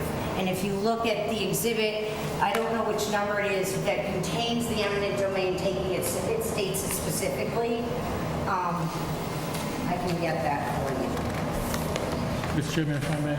Please. And not to interrupt the applicant while she's courteously looking for some other material. And with respect to Mr. Jones' questions, I mean, it appears we're going down a place where we're asking the applicant to justify why you may or may not have pursued additional litigation, in previous cases, and why you might have made those decisions. I think the application is clear in front of us on what they're asking for, and I would ask the board to consider, again, with respect to Mr. Jones' questions, to narrow our focus on what our authority is as far as what we can take a look at tonight. Well, I appreciate that. I also appreciate Mr. Jones' efforts to establish a timeline here as well. So I definitely agree with that, and I think we should probably kind of refocus our efforts here onto our, the standards of whether or not these meet the requirements of the town's, standards for a variance. Thank you, Mr. Chair. My point there was just to say that, all that is beside the point. This is the wrong venue to pursue I understand that. anything pertaining to that. And I do have one more question. Sure, go ahead. I think it would be helpful if the applicant could clarify why building only 30 units or building only 12 units would be a hardship and why 250% of that would actually be needed. Well, at this point in time, we put in the infrastructure was designed to take about a 40-unit, actually a 70-unit parking lot. So everything below ground, which is the Caltex, the catch basins, the whole design of the parking lot is based on what you see. Fortunately, we kept everything right in place for the 40 units. If you went to 12 units, now you're talking to 24 units. I've got almost $1 million in infrastructure below the surface. So it would be a loss of investment is what you're getting at. Now we've got a little overkill with the amount of detention, the amount of parking, the whole thing. You're only going to require, what's your requirements, 2 spaces or is it 1 space? 1.5. I think it's 1.5. So 12 units would require 18 parking spaces. Am I correct in that? It's 1.5? Yes. I think it's 1.5. So that's 18, and we're designed for basically 70. So we would have a much smaller footprint on the parking lot if we were going to do a 12-unit building. Thank you. Thank you, sir. Ms. Bush, do you have any questions of the applicant? I'm going to defer at this time. Okay. There's a lot to absorb. I know that. Ms. Roach? I I'm gonna guess. go back around again. Yeah, so I guess I do want to speak to, because it was brought up about the master plan, and as someone who worked tirelessly for over 3.5 years to come up with the master plan, I can affirmatively say and know that I speak for everyone on the board that apartments were certainly a concern. However, since then, over 300 apartments have been approved. I think that maybe goes to Mr. Cussey's point from earlier, that we do have a lot of apartments that have been approved recently. I do have a question as to how do you plan on managing it? Who's renting it? Who's running it? Who's building it? I need some of those questions answered. We manage about close to 100 units now that we own in the city of Worcester, plus commercial properties. And we're also builders, so we're qualified to manage our own units and rent them. Many times we subcontract out our rentals to a rental agency, which works sometimes. So, I mean, as far as being qualified, we're more than qualified. Any units going to be affordable or all market or above? They'd all be market. Okay. And just to clarify, so they have it in-house, property management is done in-house, they don't contract out. Also for any maintenance, any repairs, landscaping, you know, from your smallest thing to your largest thing, that is also all done in-house. And as my client said, there's about 100 units that are currently under ownership of different companies, but basically within the sphere of the same, not under the same name as the way real estate transactions are done, but under different complex names. But as I said, and I've worked as the attorney, I've done work for them for 3 years, so I've worked hand in hand with the property manager, and in the past 3 years, we've only had to do one eviction. That's it. One eviction for 100 units. And all the tenants have nothing but good things to say about the applicant and the property manager. So that does, you know, I think that says a lot in terms of the applicant. Okay. So I'm going to go back to what Mr. Maron stated earlier. I think that we have to reaffirm our purpose here is to make sure that they either do or do not meet the requirements under 32233, 32231, 9364, and 54. So that's really where we need to be in terms of that. So I'm just going to ask a couple of questions, and I'm going to turn it back over to the board members. As the chair, I try to be more of a facilitator, per se, than a participant, but that time comes where I have to be a participant as well.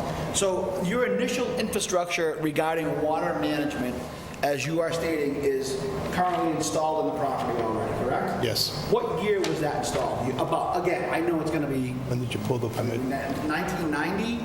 Steve, No, my it son. was subsequent to that. They didn't even purchase the property until the final variance approval, because the purchase was contingent, his purchase of the property applicants was contingent upon site plan approval and the variances being granted.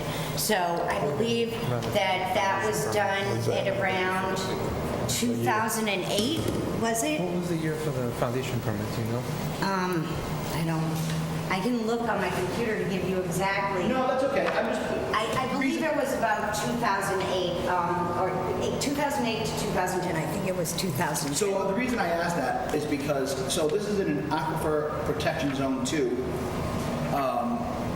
And as you know, basically the zoning board of appeal, its primary mission is to protect the aquifers for future use of fresh drinking water and potable water for the town of Auburn and its residents. So I want to bring that back to the point of the board here, is originally, again, our mandate is water management and careful consideration of that. The reason why I ask when that was created and when that was installed is because water management requirements have upgraded and changed substantially over the years, and we've always had a requirement of having those plans validated through our own independent engineering firm for the town of Auburn. So I just want to bring that attention to the board as well. There is a possibility that it may or may not, again, I'm just bringing it to the attention of the board, it may not meet water management requirements as today's standards. I don't know if it does or not. I just want to bring it to the attention of the board. The other issue is the height of this proposed building is what now? 30 feet, so it meets the height requirements. Okay, so that was another clarification, we build a height requirement in town, so it does meet that height requirement, according to the applicant. Can I Go can ahead. speak to the water issue Sure. and the aquifer. So in terms of the process, if in fact that we obtain these variances, we'd still have to go through Conservation Commission for order of conditions. So anything that we'd have to comport the site to comply with whatever the requirements are currently. Right. So that would be addressed, and then obviously we have to go through the planning board requirements, et cetera. So all of that will have to be complied with. In terms of what they have now, they have that infrastructure in, but I'm not saying that it might not have to be increased or changed in some manner, but it is basically you'd be utilizing what is presently there. Right. So a couple of things too is if you notice specifically in the wording of our variances, and it dates back to 1991, that a variance is good for a year regardless of how you choose to use it. So whether or not they opted to use that at the time or the timeline varies, again, I'm just trying to point that out to the board. I want you to have all collective information before you make your decisions. So I think there is some concerns about that. I do recognize the desire of the individual to develop his property. The other thing, I think we've spoken in our mandate, and we've also submitted it to the town, we concern ourselves with the abutting neighborhoods versus the highway districts. And again, we've several times stated in the past that we enjoy vigorous growth in the business district, but also want to preserve the integrity of the neighborhoods in terms of entry and exit off of that piece of property. So again, I just want you all to have collectively the same kind of information before you make your decisions. So with that being said, I'm going to bring it around the board again, and then we can all kind of bring this to a close. Again, please keep your considerations and your thoughts onto these sections that we're dealing with specifically, because that provides us with the legal standing that we have. So, Mr. Narron, sir? Thank you, Mr. Chairman. I don't have any additional questions for the applicant. I would just dovetail on a comment that you had made. I was thinking along the same lines. The applicant had mentioned a couple of different times, based on the infrastructure that's there, and raising a couple of different topics, one being the number of apartments and how they would reconfigure. Based on the time of when it went in, I would expect that there will have to be changes or upgrades or complete modifications, to their to the building department's pleasure to make sure that it meets current standards. But I think it's a fair point to raise the assumption. I don't know if the applicant's making an assumption that infrastructure can be repurposed for what's there and pivoted. But thanks for letting me speak on that topic. I don't have any additional questions. Okay, Mr. Cussy? Yeah, is there an option to go out onto Route 20? Enter and exit onto Route 20? Good question. No, there isn't. We don't own the property. There's a property in front of, that abuts Route 20. What had happened when the eminent domain taking occurred, it literally changed the configuration of the intersection of Hill Street and Route 20. And so now the only property on that is in front of the applicants. And I believe that property is currently not developed. That's also sat vacant. And also just one other thing, just so the board knows, because I think I was confusing on this. With regard to the zoning near this, when you're along the Route 20 corridor, that's, highway business primarily, some industrial, but there is residential that abuts onto this lot as well on the, I think it would be the easterly side of it, and that is shown in the assessor's maps at Exhibit 3A. Thank you. One point I'd like to bring out too, in the design of this structure and the building, it's the lot itself, we tried to keep it in the same configuration as the original hotel. We put the building in the same location at this point. We've made the same size, try to, as far as both ways go. We did go through conservation at the time, and we had a letter of approval at the time, but you can't approve the project entirely until it's finished. Unfortunately, it wasn't finished, but we did have a letter of approval. We replicated, we moved the stream, we put our erosion controls, we actually planted the wetlands growth in the area, and I believe we had a letter at the time. We do know that we have to go back in and talk to them and see if what we've got is going to conform. We hope it does. And we know we have a large detention pond below the parking lot with all the necessary outlets and inlets, so we hope it all works. We just got to just check it, so. My thought on Hill Street is not everyone's going to go left. We're going to right up through the neighborhoods. We could create a lot of traffic on Hill Street for the neighbors, for It's sure. at the bottom of Hill Street, so there's not, pretty much you go into Hill Street and then you'd be going into, We're almost on the corner of Route 20. yeah. The entrance, though, is up from it, so it's basically the Yeah. first entrance off of that intersection. Yeah, I know that. I don't believe the parcel in front of us is ever going to get developed due to the wetlands configurations on it. And the owner has never shown any interest in developing it. And I do have an issue with 30 apartments versus 12. I mean, that's just financial. You know what I mean? I'm like, it's good for 12, and you're asking for 30. I find that to be too much. I really feel that with this market, 30 is not many units. I understand you have, what, 300 units or 150, someone has proposed on the 40B or something? Yeah, under that. 324. Has he started them? Yeah, they've started the road. They're work. building? Yeah. The infrastructure's going in. So, yes. We did have an issue with sewer and water, whether we were going to be able to handle the sewer. We have the permits for the water and the sewer. Right, but now when they add that project, that's all. I don't know how that would affect us, to be Yeah. honest with you. Is that 150-unit on the- development close to this property? Across the street. Yeah, Across the street. it's That's across from 324 20. apartments plus 5 two-family homes. There's a lot going on over there. Well, that could get into, too, also the supplying factor to those 150 units. Are they in Route 20? Does Hill Street have its own water line? I don't know, that's So, where. I mean, all these we did things, have I'm sure an the issue, board could that's look all. at. The fact that we do have permits and we do have the line on the property has to have some bearing. Right. I don't know if they're going to be drawing off of that or not, so I just know it was an issue. Okay. Mr. Chacolo, sir? Yes, thank you, Mr. Chairman. Concerning ourselves with a variance and the requirements for variances, there's no doubt in my mind that the applicant meets the criteria of topology. I have twice now gone to the property. Sorry for telling you I was not on your, I was on your property. I've twice gone there to view the topology, which probably was made worse, which would be in the favor of the petitioner. The fact that he would suffer monetary damages should, as a result of the topology, and should he be denied, there's no doubt in my mind that he would suffer monetary damages, because to make this all work through no fault of his own, to make it all work, he's got it figured out where he needs 30 units. The impact on the town, I don't really see that the impact on the town from this 30 units is any greater,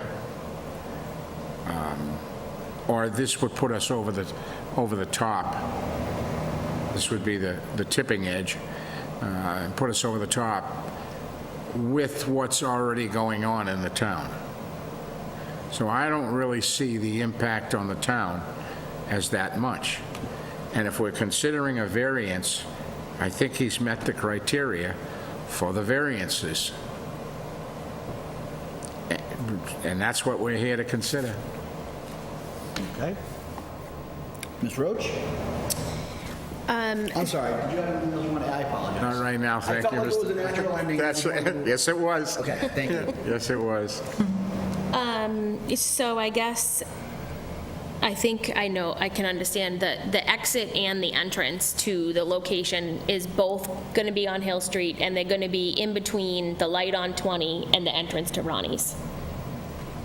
The entrance, which entrance, miss? So the back entrance to Ronnie's that goes out onto Hill Street. Yes. Or entrance and Probably exit. pretty close across the street from him. Well, I don't know where his entrance and exit is. He has an entrance on, are you talking about the property across the street? Bonnie's. On Hill? That has an entrance on Route 20. There's also, I believe, a small entrance that on off of Hill Street, but the entrance I've seen, because I've gone to the property a few times, is always off of Route 20, which is the larger width. Right, but not if you're coming from town anymore. You can't get in from that. You have to use Hill Street if you're coming from Auburn. If you're coming from Oxford, you can enter on 20. But if you're coming from anybody in the town of Auburn, you're a left on Hill and a right into the parking lot and an exit. Without If being you're going to facetious, Auburn, the same thing. it seems like everybody gets in Avani's no matter what. But then, yeah, true. So then your exit and entrance will be from there to the light. Yeah, or close to that. Okay, where's that plan, Steve? I just want to give you an exact answer. I think so. And I apologize for that, I don't know, quite honestly, how to get. There's not much. You start up the slope pretty much right after that, so I think you'll be right before Have you that. seen this plan Is it an exhibit? It's the variance plan that was submitted. that was submitted? Both of our plans. Is in the Variance plan that was submitted. It shows you specifically the driveway. Okay, perfect. Mylars, and there were small ones as well. Yeah. Used as an This is the reconfigured. It is. It's used as Okay. It used to kind of come up. sometimes blocked off. I'll push this down. Okay, so that's, it shows me in and out. Yeah, it was 3 Mylars, I guess. Yeah, must be there. Whatever the other size is. Yeah, right. That's what I was referring to. But if they have another There's a large version. This one's good. Yeah, this one's not It bad. shows the wide in and out in the same, if anybody else wants to see that. Thank you. Sure. So that's the parking lot configuration as they're proposing. So to speak to your concern earlier, Mr. Custer, about being able to get in and out of Route 20, we have no authorization because that's a numbered road, so to speak. So 12, 20, those are all state-controlled roads. Yeah. We have no authorization to give them a curb cut, so it has to be on Hill Street if we were to approve or whatever that proposal might be. Can we make it a right turn only, though? Well, conditions we can do. Interesting. But, and, you know, I mean, that's like saying, you know, any other sign on any parking lot, if people that choose to agree to it and abide by it is another thing. Yeah, I mean, that's anything we do, though. Right. If I may, through the chair for clarity. Yes, sir. So applicant's Exhibit 1 shows Albert Street, which is where the 324 units are going in. Across the street. And I've heard of them. I haven't seen any work going on, but Across the street. I believe that they've started maybe. But I don't know if they've got any infrastructure in.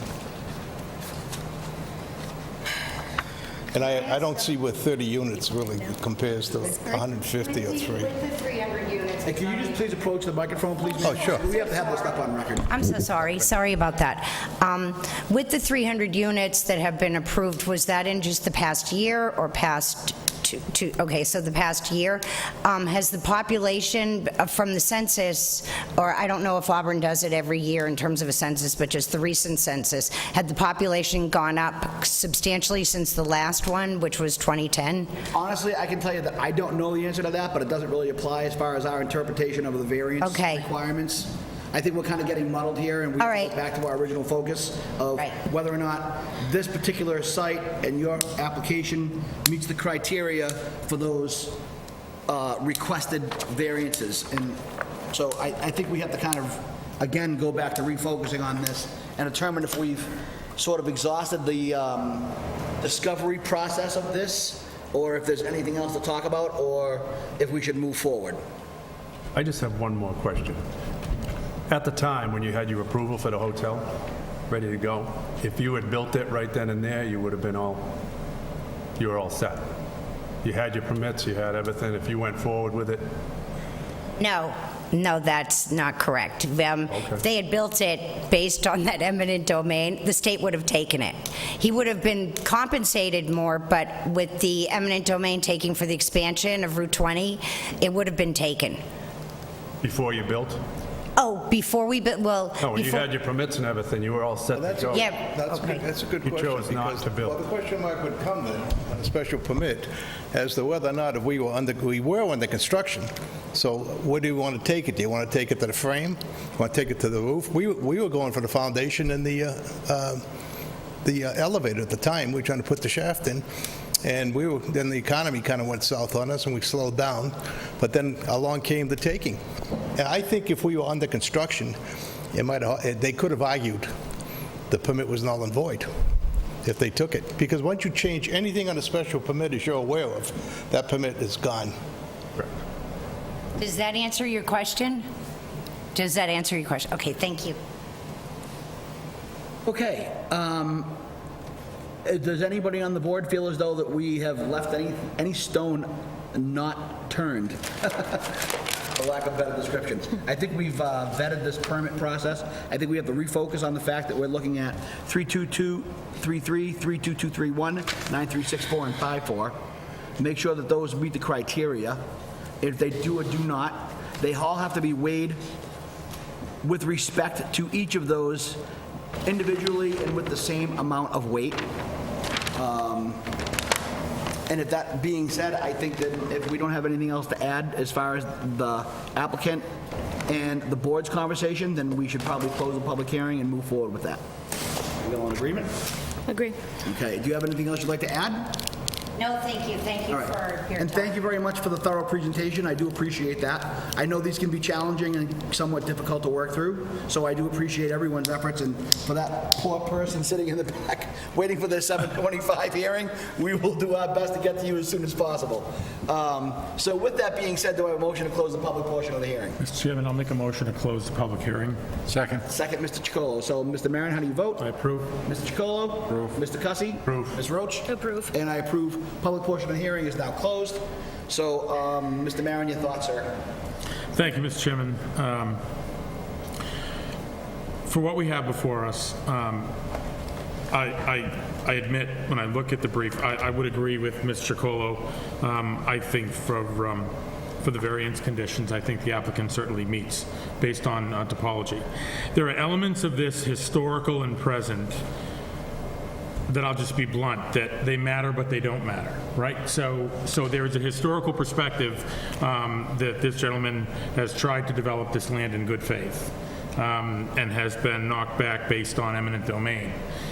And although that doesn't necessarily or directly weigh into what we have before us tonight, to me it matters. And it matters for the reason that, we've got an earnest businessman that's trying to develop a piece of land and also recover and not do it to the detriment of his own pocket. So what I struggle with is, for the board's consideration, is the 30 versus 12. I quite frankly came into this with an open mind after reviewing the brief substantially earlier today. And leaning towards 30 was too much of a relief to ask for on a project like this. But I'd ask my board members to consider the fact that we do have well over 300 apartments coming in, considerable water challenges and how that hooks in, and those details would have to be navigated. But where I land is where this applicant sits today. I would agree with Mr. Chacolo. I don't think the 30 units pushes us in a direction that's intolerable based on, and I take that in respect of what this applicant has gone through. Okay. Thank you very much for your words. Mr. Cussy, sir? No questions. Thank you. Mr. Chacolo? No further. Ms. Roach?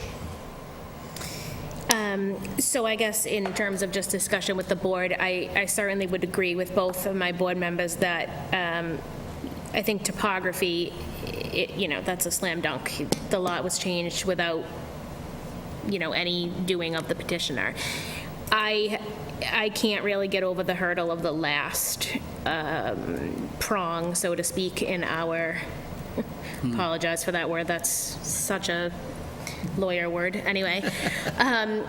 Relief may be granted as long as it doesn't nullify or substantially degrade the intent of the purpose. It's double what the bylaw says, more than double. We say 12, they want 30. In my opinion, that does not meet that last criteria. I just don't see how we got away with the intent of the bylaw was to limit at 12. They're not asking for 14. They're asking for 30. I don't think it meets it. I might be the only one, she'll see. But I can't I can't wrap my head around the last piece, the last one. I agree we've allowed hundreds, I know we've done all that, but those had completely different criteria, requirements from the state that was a little bit of a different, this is a private citizen coming, asking to double what we allow. I don't know that I agree that that meets that fourth item. Okay. Just my 2 cents, 5 cents probably. I do appreciate that. So I just want to kind of go over a couple of things with you. If I may briefly, just with respect to what Ms. Roach said, ditto. Thank you. Okay. So let me just go ahead and read, and I'm not going to read through this entire thing here, but 32233, right? So you go to the table of required uses here, 32233. Yep. Page 5. So we are on page 5, 32233. Special permits for apartments in Highway Business District will not be allowed except in the mixed-use overlay, okay? 32231. 32231. Each building shall have no fewer than 3, no more than 12 dwelling units. However, the maximum number of units per building in the RO, which we are not discussing, is 4. So it's very clear in the table of use that it's 12 maximum, to the point Ms. Roach makes.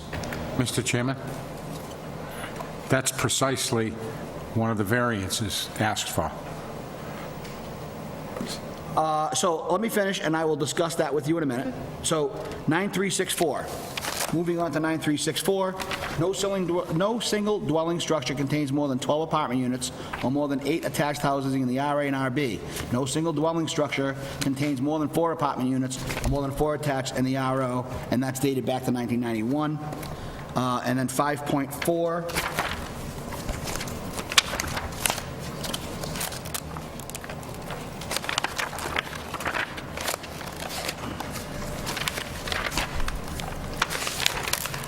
dimensional regulation table in the HB. I mean, honestly, I think that meets the criteria. It's minimum lot square area. I think, well, actually, let me refer to Caleb's notes here. Right here. Frontage.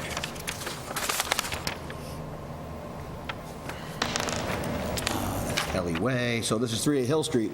The applicant would need variance to provide relief from, we talked about 3231, 32, 9364 for a use variance. Use variance not permitted in highway business except in mixed-use overlay districts and only 12 units per building allowed. And then 5.4, dimensional variance. The frontage requirement is 120 feet. The applicant has 111.82. So I mean, we're looking at less than 10 feet. I think we've actually granted permits for signs in that area in the past. Just for an example, because of the eminent domain and the taking, we gave those businesses in that area permission to put their signs back up, is roughly what it came down to. But I just wanted to make sure that these are the things we're focusing on right now when dealing with this decision. All of the other sort of Soft topic? soft topics, I thank you very much, don't necessarily apply, although the totality of the circumstances, as Mr. Maron had pointed out earlier, I think certainly have some weight to the consideration. So with that being said, is there anybody that wants to add? I think you wanted to discuss. I said it, you know, it's precisely the variance being asked for. What's that? I'm sorry. The additional apartments. Right. And Without that variance, applying the template of all of the others, without that variance, because it goes directly to the point of being financially viable, without that, the project is null and void. Okay. And again, this is a point. I am trying to, again, give everybody the same information to make a decision, trying to facilitate to make sure that I think there are certain points that were or were not brought up in regards to specifically what we are here as our mandate. So that's really all I wanted to bring up. So with that being said, is there any further discussion from the members of the board that are going to vote? None. Hearing none, seeing none. Okay. So I'm going to read specifically here to make sure. So we are at our 7:20 hearing, applicant West Boylston Black Orchid Incorporated, requesting 3 variances under 32233, 32231, 9364, and 54 of the Auburn zoning bylaw for an apartment building on property located at 3A Hill Street, Auburn, Mass., map 65, parcel 5, continued from 5/2021. Is there a motion on the 7:20 PM application? Mr. Chairman, I'll make a motion to approve with standard conditions based on what's been proposed this evening. Okay, do I have a second? Second. All right, so I have a standard, motion to approve from the vice chair for standard conditions, and a second from Mr. Chacolo. We'll do a roll call vote. Mr. Maron, how do you vote? I approve. Mr. Chacolo, how do you vote? Approve. Mr. Cussy, how do you vote? Deny? Ms. Roach, how do you vote? Deny. So we have 2 denials and 2 approvals. And, you know, honestly, as the chair, I feel as though that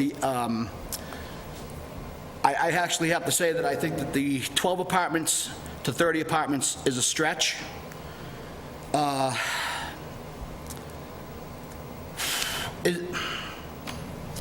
hate to do this, but I have to ask, is there any way that that can be modified to drop from 30 to closer to 12? Is it financially viable for you? If you could answer that at the microphone. And I do understand, sir, but before I vote, I have to ask these questions to clarify. I'm going to just allow this one. Well, to be competitive in any business, we've got to get the most out of the property we're working with. And we do have quite a bit of costs into the infrastructure and the parking lot as designed for that 70 units.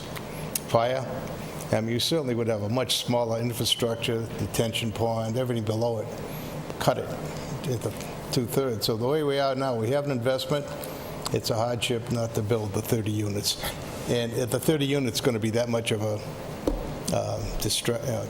drag on the town itself as far as infrastructure, schools, police, etc. We're not going to have many children there. I'm going to go back to the board members here.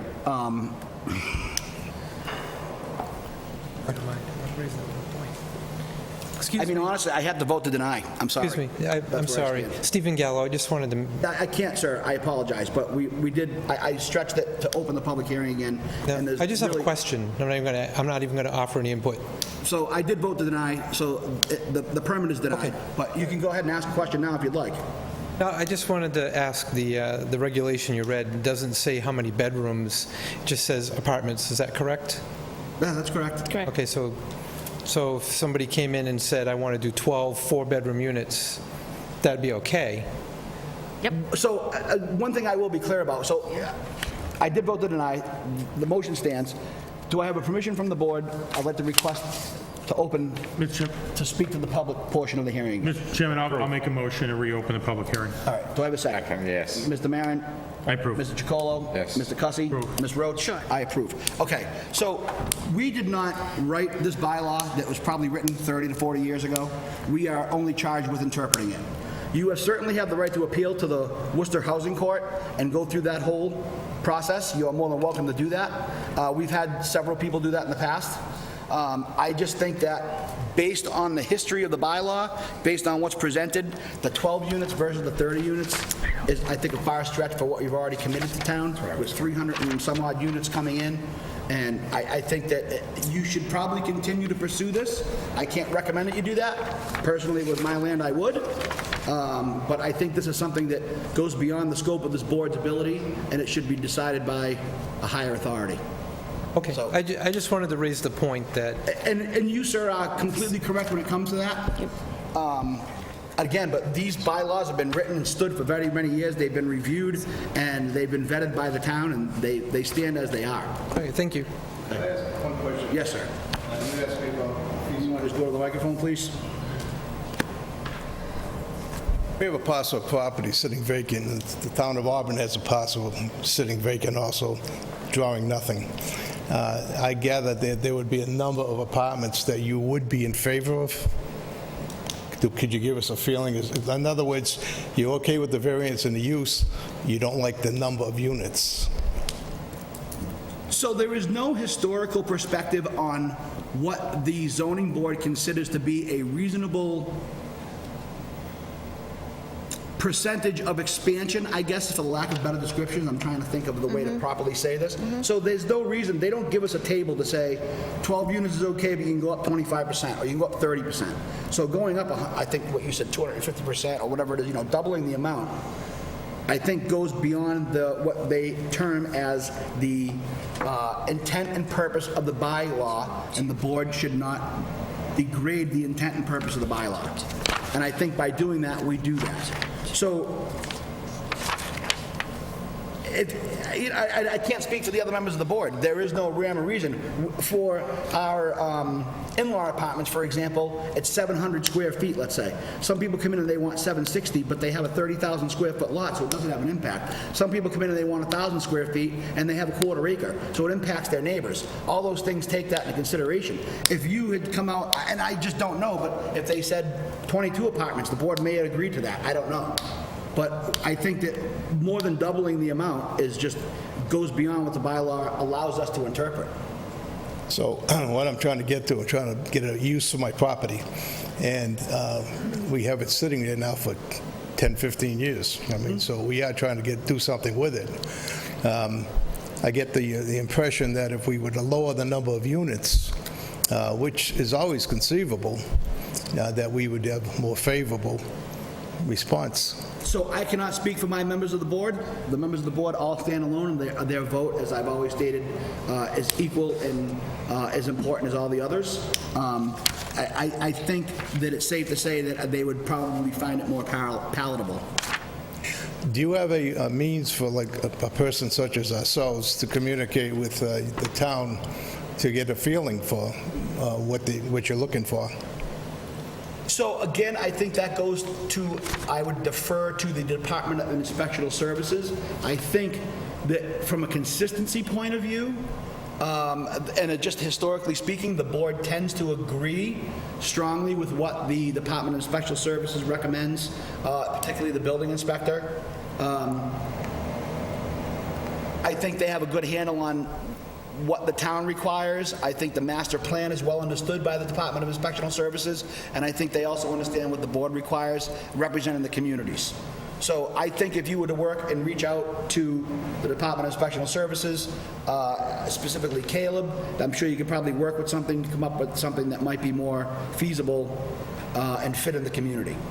So we will talk to your planning director. I would recommend, yes. I mean, anything can be modified. And unfortunately, Absolutely. and right now, I mean, anything, you can live with it, but we are in a very difficult building situation right now. Completely understood. It really is.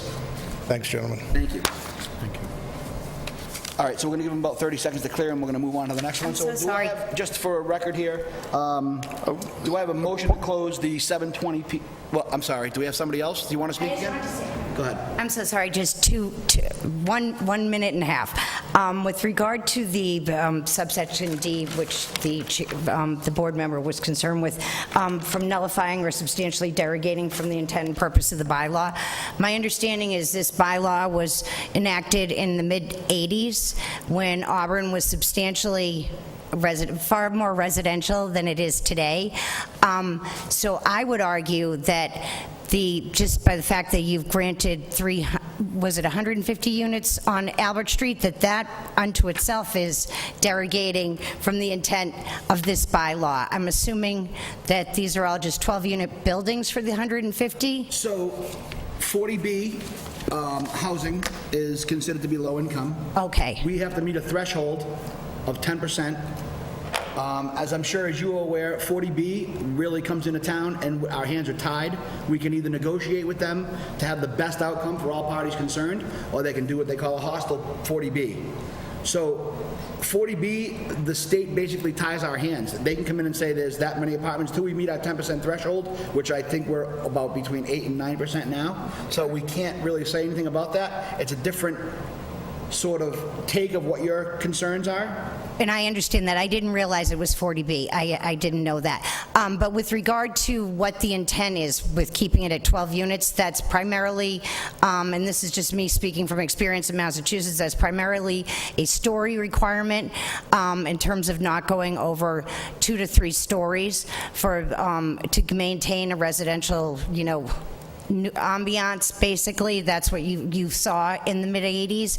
I don't even know, was 290 even finally constructed through Auburn at that point in the mid-'80s? The 80s, absolutely, yeah. I couldn't I have a remember. brother in his 60s who recalls that being done, so it was several years before. Right, so my argument would be that even though it's 30, it's 30 units that was being requested, I don't believe it does because of, just when you look at it from a aesthetic standpoint, I understand with the impact on water and sewer, but then if there was a substantial impact, they wouldn't get permits for water and sewer. That's a whole separate entity that would make that decision.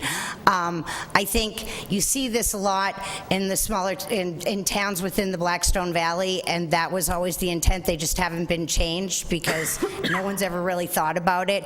But that was primarily the intent, was to maintain the aesthetic of a New England towns with basically not a high-rise, and this was only going to be 2 stories. So that's all. Thank you for your time. Thank you very much.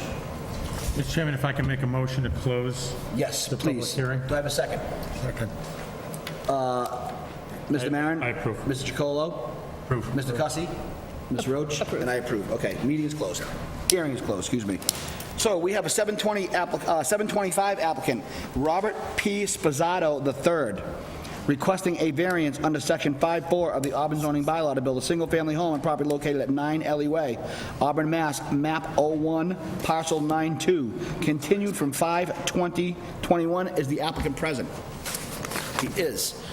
Do I have a motion to open the hearing? Motion to open. Second. Thank you. So, roll call vote. Approve. Thank you. Approve. Thank you. Approve. Thank you. I approve. Mr. Maron has excused himself to go to the facility. I'm pretty sure he's going to approve. We will check back with him when he returns. But, sir, if you want to just get set up, and when Mr. Maron returns, we'll take his vote quickly, and we'll give you the floor. So, please bear with me for one more minute.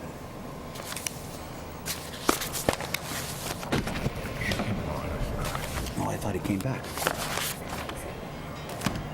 Did we go this late pre-pandemic? I'm sorry? Did we go this late pre-pandemic? It's been a while. I'm sorry, I can't hear you. Did we run this late before the pandemic? I've gone from almost 10:30 at some nights. Yeah, okay. Oh, yeah. It was a long I think time that's the ago. latest I've ever gone. It goes so fast. I can't. Oh, my God.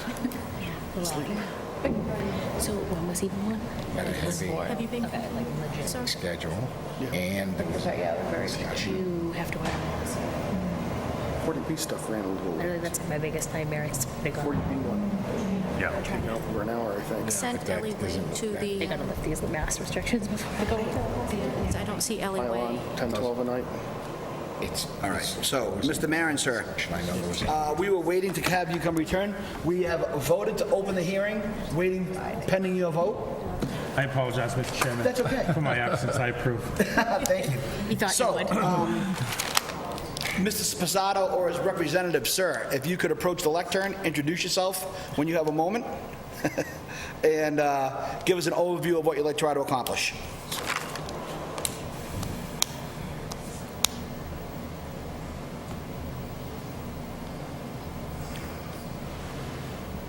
Computer's tired.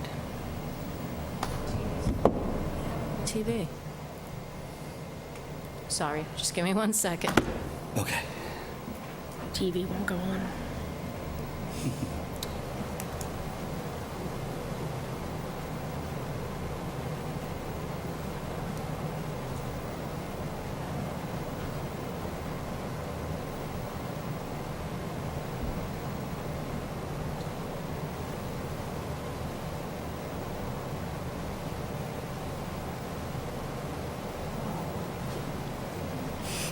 Screen getting broadcast. Does it seem like it's not clear? Are we rebooting for your presentation, or? I think we're experiencing, so if you are actually still waiting and watching with us, we are experiencing some technical difficulties. Please stand by.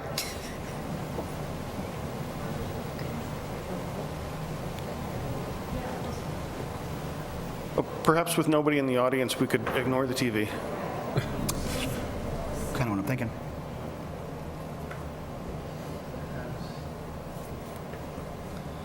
All right.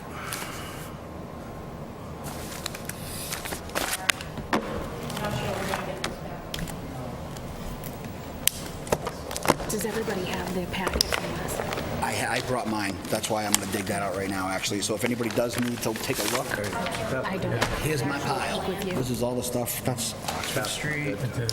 If we have copies, we can just look at. Right, we have the hard copy plan that we can Yeah, that's slide to the board. There's no one in the audience, so I think all that's fine. Yeah, Before I was up in the sock. thank you. Yeah, Right here. sorry about that. That's okay. Does everybody have this? Can we run this through the copying thing? Do you? Oh, okay, Bob's got one. I just want to make sure this is Who the... else? Yeah, Ellie Way. Do you guys have one down there to look at? Do you need to see that? Do you have one? We can share. here Caitlin if and you I wanna can send it share. down that way. Sure. As long as we have a Can go couple. see if We don't- there's another. Yeah, Not we have everybody. plenty. Yeah, I think we can share. So As long as we have a couple. I brought your materials from the previous hearing. Provided that those are still the same with no modifications, we can move forward. We don't necessarily have to have that behind you for now. So I'm going to yield the floor to the gentleman who's doing the presentation. Perfect. Go ahead, Thank sir. Good evening, Mr. Chairman, members of the board. My name is Joe Boynton. I'm the attorney for Robert P. Sposato Jr., the third, rather, who owns premises at 9 Ellie Way, which has its frontage in the city of Worcester. You remember this. Nice to see you all in person this time. Mr. Sposato, as you know, proposes to build a single-family house. And we had started the hearing at your last meeting. I would sum up Mr. Sposato's position by going in a bit of reverse order of the zoning analysis, and as you've just demonstrated, that you have to determine that desirable relief can be granted without substantial detriment to the public good and without nullifying or, excuse me, substantially derogating from the intent of the bylaw. The zone calls for single-family houses.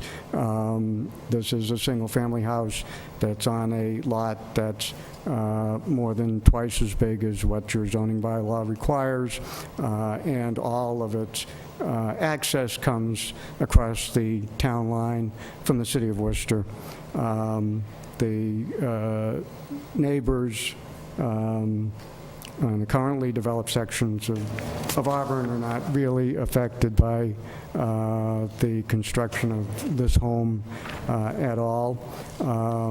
To pick up at the beginning of the analysis of the variance application, it's owing to circumstances concerning the soil and topography. We have, as you know, a detention basin in the Worcester area of the lot.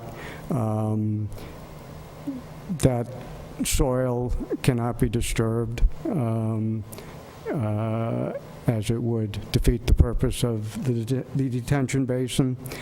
The location of the detention basin creates the hardship, which means that the house has to be located over in Auburn. And the hardship is substantial, as the lot would otherwise be unbuildable. And as it's consistent with the purposes of the bylaw, and the frontage doesn't affect anybody in Auburn, I would submit that the board is authorized by Chapter 48 of the general laws to grant a variance under the conditions of his application. I know that at the prior hearing, one of the abutters on Erica Lane seemed to be complaining about surface water runoff. I myself went out to Mr. Sposato's lot on Friday, and I did not find any signs of erosion anywhere on the lot. And the houses, the lots on Erica Lane seem to be heavily forested. I don't think I was able to see any houses. I don't believe that there is an erosion problem at least from this lot. And looking at your assessor's map, it appears that there's not much of this land that abuts any of the lots on Erica Lane. So I would ask for the board's approval of the variance so that Mr. Sposato can build his home. Okay, thank you. So clearly, we have no abutters present because there is nobody else in the audience. We're the only ones here this late. So I'm going to turn it over to the board. Mr. Marion, do you have any questions or concerns of the applicant? Thank you, Mr. Chairman. Ms. Quinn, thank you for your patience this evening. It's certainly the lucky draw of being our last applicant in a very long evening. So I appreciate you hanging in there. I know that we exhausted many topics when we met last on this application, in addition to the inclusion of abutters. But one of the things that was addressed, and I believe, if I recall correctly, there was a question on whether or not the plans before us were in fact the final plans on where this house will land as far as direct dimensional setbacks. And I understand that there's relief that's necessary based on frontage, but I, for one, was a bit uncomfortable in making a decision, and I'm glad that we did continue because I thought it was prudent in that we had a set of plans that was being proposed with potential modifications. And so my request at that time was to find out if the applicant or yourself directly could produce a set of plans to show us exactly, without potential variation, where this house was going to land based on setbacks. And I wonder if you could provide an update on that topic. Well, you can never be exact when you're applying in a plan because you can't count on the builders to be exact. There is, as I think you've acknowledged, no request for any variance from the setback requirements. So the house would be within the areas in which the Auburn bylaw allows a house to be built. It would be up near the street. The footprint will not be exactly the same, but it would not make, for one thing, it would not make sense to build a house downhill from the street. And it is Mr. Sposato's intent to build it within 5 feet of the front yard setback. So I'm not looking to be contentious on purpose, but I would disagree. Submitted plans would need to be as precise as possible, and I would defer to Caleb if he were here on his expectations for permitting purposes.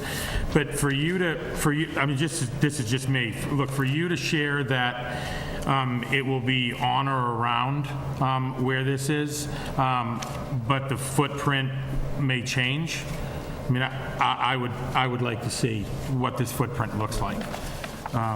And it's the same comment that I shared in the last meeting, that if we're not looking at what this footprint is, then I'd like to see what this footprint is to be before we would take a vote on such an application. Mr. Chairman, I'll reserve any additional questions. Thank you. Thank you, sir. Mr. Cussy?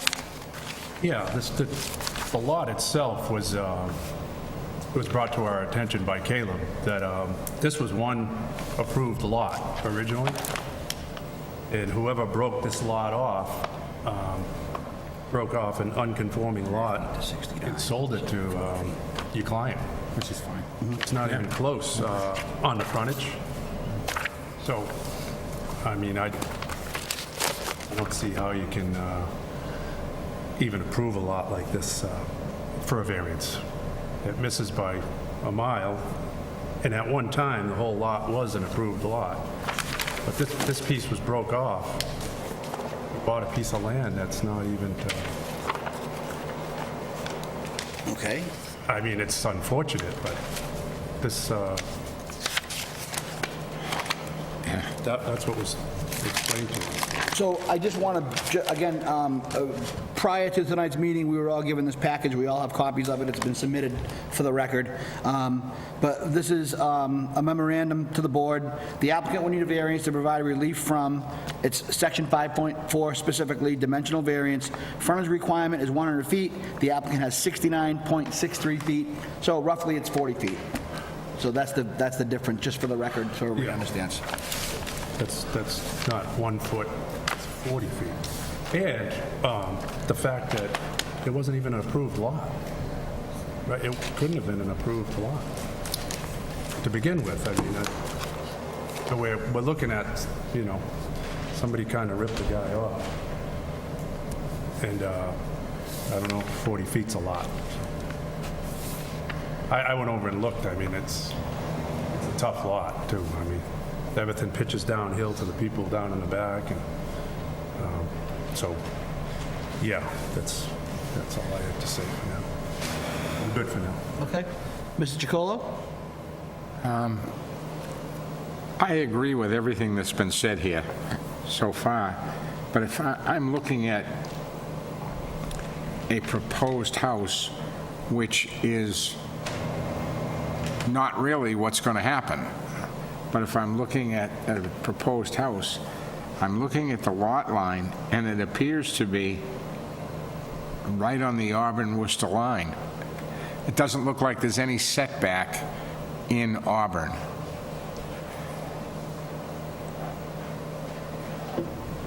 Am I correct in saying that?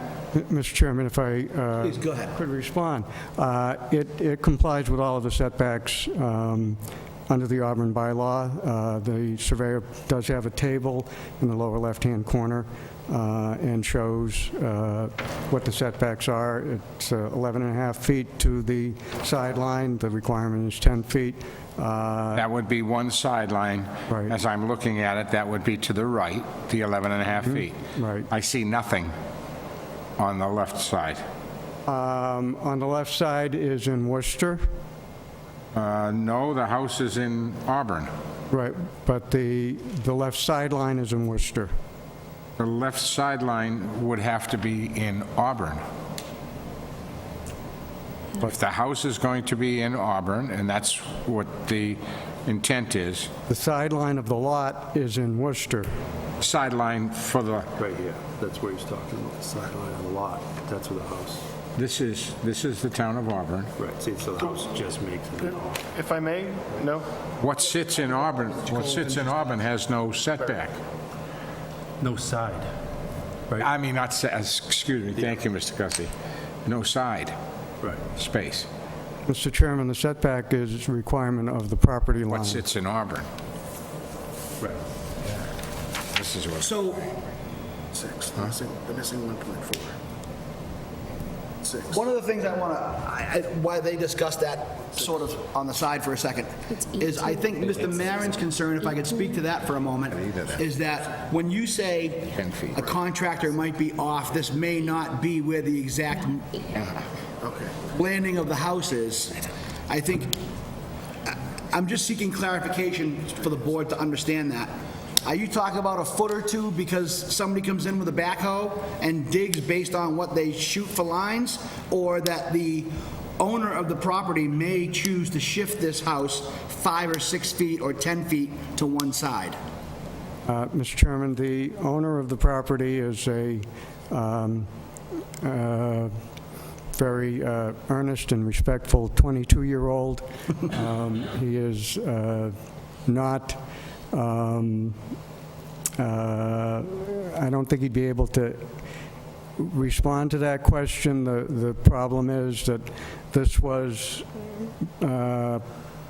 devised with respect to the plans of a certain builder, and he has severed relations with that builder. Okay. So he will have a new builder that will do a different house from what the prior builder was going to do, and he does not know what they're going to do. As I've mentioned, Mr. Sposato would agree to a condition that it be within 5 feet of the front yard setback. Your bylaw says that you can go within 10 feet of the rear yard lot line. Right. He's willing to commit to put his house up front, which is pretty much what the situation is on Ellie Way, and keep it forward near the street in Worcester. Okay. Mr. Chairman, if I may, and I don't want to interrupt these gentlemen, but you know what? I'm not going to interrupt now because I believe Mr. Jones had a point to raise, and I'm not going to step over that. No, that's go ahead. So if you don't have anything to add, Mr. Chacolo, I'm going to turn it over to Mr. Jones. Go right ahead. Thank you. Thank you. I think I must have read this application too quickly, because the only thing that I focused on here was the 8.6 feet from the house to that road in Worcester that the house sits on. And, if that were the only issue here, my comment would be, well, it's 18 inches and it's not even in Auburn, so that setback shortfall doesn't seem like something that I should care all that much about, but it sounds like there's also a frontage issue that I completely ignored when I read through the application. This is 18. Through the chair, it's 18 feet, Mr. Jones, not 8. 18? Yes, sir. Yeah, that meets the setback on See, that I did a side. terrible There's no job of issue with reading this that side. application, so I should sit this one No, out. no worries, because no, to your credit. It does look like an 8 if you Yeah, look at it. that line is on the It 1. does. So, no, very good. Were these gentlemen finished? Mr. Chairman, if I may Please, sir. respond, we are not asking for setback relief from the variance, so if the building inspector determines that there's a violation of any of the setback requirements, Mr. Sposato won't get a building permit. Right. The only variance we're asking for is for the frontage, which is not in Auburn, it's in Worcester, the street's in Worcester. Right. Doesn't affect Auburn. Houses are going to be built up here on Ellie Way. I don't know if the neighbors down below just don't want houses built near them, but houses are going to be built, and it's a single-family zone. It's an oversized lot. It's well within what the bylaw contemplates for this zone, and I would just correct your arithmetic. It's more like 30 feet rather than 40 feet. 30 feet sounds better, and it's just a shade over 30. Okay. I appreciate that. Thank you. So I'm going to move on to Ms. Roach. Are we all good over this way? I just want to make sure, no, because there's a lot of discussion going on down there. So. Yeah, too much, right? Go ahead. So I'll reserve if you think I should, because I think what I have to say is more a board discussion than it necessarily is a question for the applicant. So if you want me to wait, I will. Sure, if you that's want me to go, I'll go. Okay. Yeah, no, I think that's good. I'll In wait. the interest of this, moving forward. Yep. Ms. Bush, do you have anything to add? I don't have any. Okay. So, sir, would you like to present anything else to the board before we move forward? Any concerns? I mean, I think we're talking about basically, as you mentioned, it's an overlapping issue between two municipalities, Auburn and Worcester. 30 feet, I think, is what you're proposing versus what the building inspector presented us as almost 40 or 40 and some change. Well, it's 30.37 feet. 30.37 feet, okay. So with that being said, so I think we've also learned that one of the issues that this young gentleman had was that he had some issues with his builder initially, so he is seeking another builder. Did I say that correctly? He will have to find another builder. So he has to find another builder, which is why he is saying that it possibly could land a little bit differently. I sought clarification on that. And Mr. Chairman, if I could respond to an earlier comment. I don't want to speak on your behalf, so please go ahead. There was an earlier comment I did not address. When this lot was created, it created a conforming lot. If the house could be built on the Worcester land, a building permit would be issued as of right because it's well in excess of the area that Worcester requires. one can meet all of the setback requirements. It would be 4.63 feet more frontage than is required by the Worcester zoning ordinance. So it was a conforming lot when it was created. The soil conditions and the topography, which are pretty much unique to this lot, create the necessity of shifting the building over to the right on the uplands, and that creates the hardship. It's not the plan that was done last year, year before, a couple years ago, I think now. It's the situation with this detention basin that creates the hardship, requires that this one single-family house, which will be fairly modest for this young man, be built on the Auburn side, but nobody in Auburn is going to notice it because you come in from Worcester. Okay. I'll go around one more time before we close the public portion of the hearing. Do you have any comments or questions of the applicant? Mr. Maron? I do not. Mr. Cussy? Yeah, the people in Auburn down and back will notice when the water's running down to their property. The people down below are going to get water. They get water already. Mr. Chairman, I would readily grant that water runs downhill, and it will continue to run downhill, and there will be, I guess, other houses built along Ellie Way, and water will continue to run downhill. This house is next to a very substantial and deep detention basin. If the board wants a condition that the roof water be collected and diverted into the detention basin, that is perfectly acceptable to Mrs. Posato. In fact, that would result in a water that is currently going downhill towards Erica Lane being diverted, so the situation with respect to surface water runoff will be improved for people on Erica Lane. There's nowhere for water to go from that detention basin. That's just down. Good for now. Okay. All set, Mr. Thank you. Ms. Roach? So I'm all set as far as any questions of the applicant. Okay. I still want to discuss. Okay, Board. so with that being said, if there's nothing further to add, I'm going to ask for a motion if we want to close the public portion of the hearing. I'll make a Mr. motion to Chairman? close the public hearing, Mr. Chairman. I'm sorry, go ahead. Before you close the public hearing, is there a way I can get some sense as to whether I should be withdrawing my application? Mr. Chairman, if I may? You may, please. And I appreciate the question. I would, based on the thoughtful nature of the question, I think that before, because it sounds like we're going into open discussion, I would reserve that before, I would ask the board members to consider before we would move forward with any motion for a vote, that we would give the applicant an opportunity to answer that question if he felt after our discussion. So I would recommend that we close the public hearing so that we can take this into discussion, but reserve before we take a vote to reopen the public hearing and ask him if he wants to make a decision on his direction before we do so. I agree with you procedurally, and with respect to the applicant, I think, sir, if you had heard what the vice chair had proposed, I think that would be the best procedurally for all of us concerned. We can close the public portion of the hearing. You can overhear the discussion of the board. We can reopen the public portion of the hearing, and then you can just kind of decide from there. Is that good? Thank you, Mr. Chairman. Okay, thank you.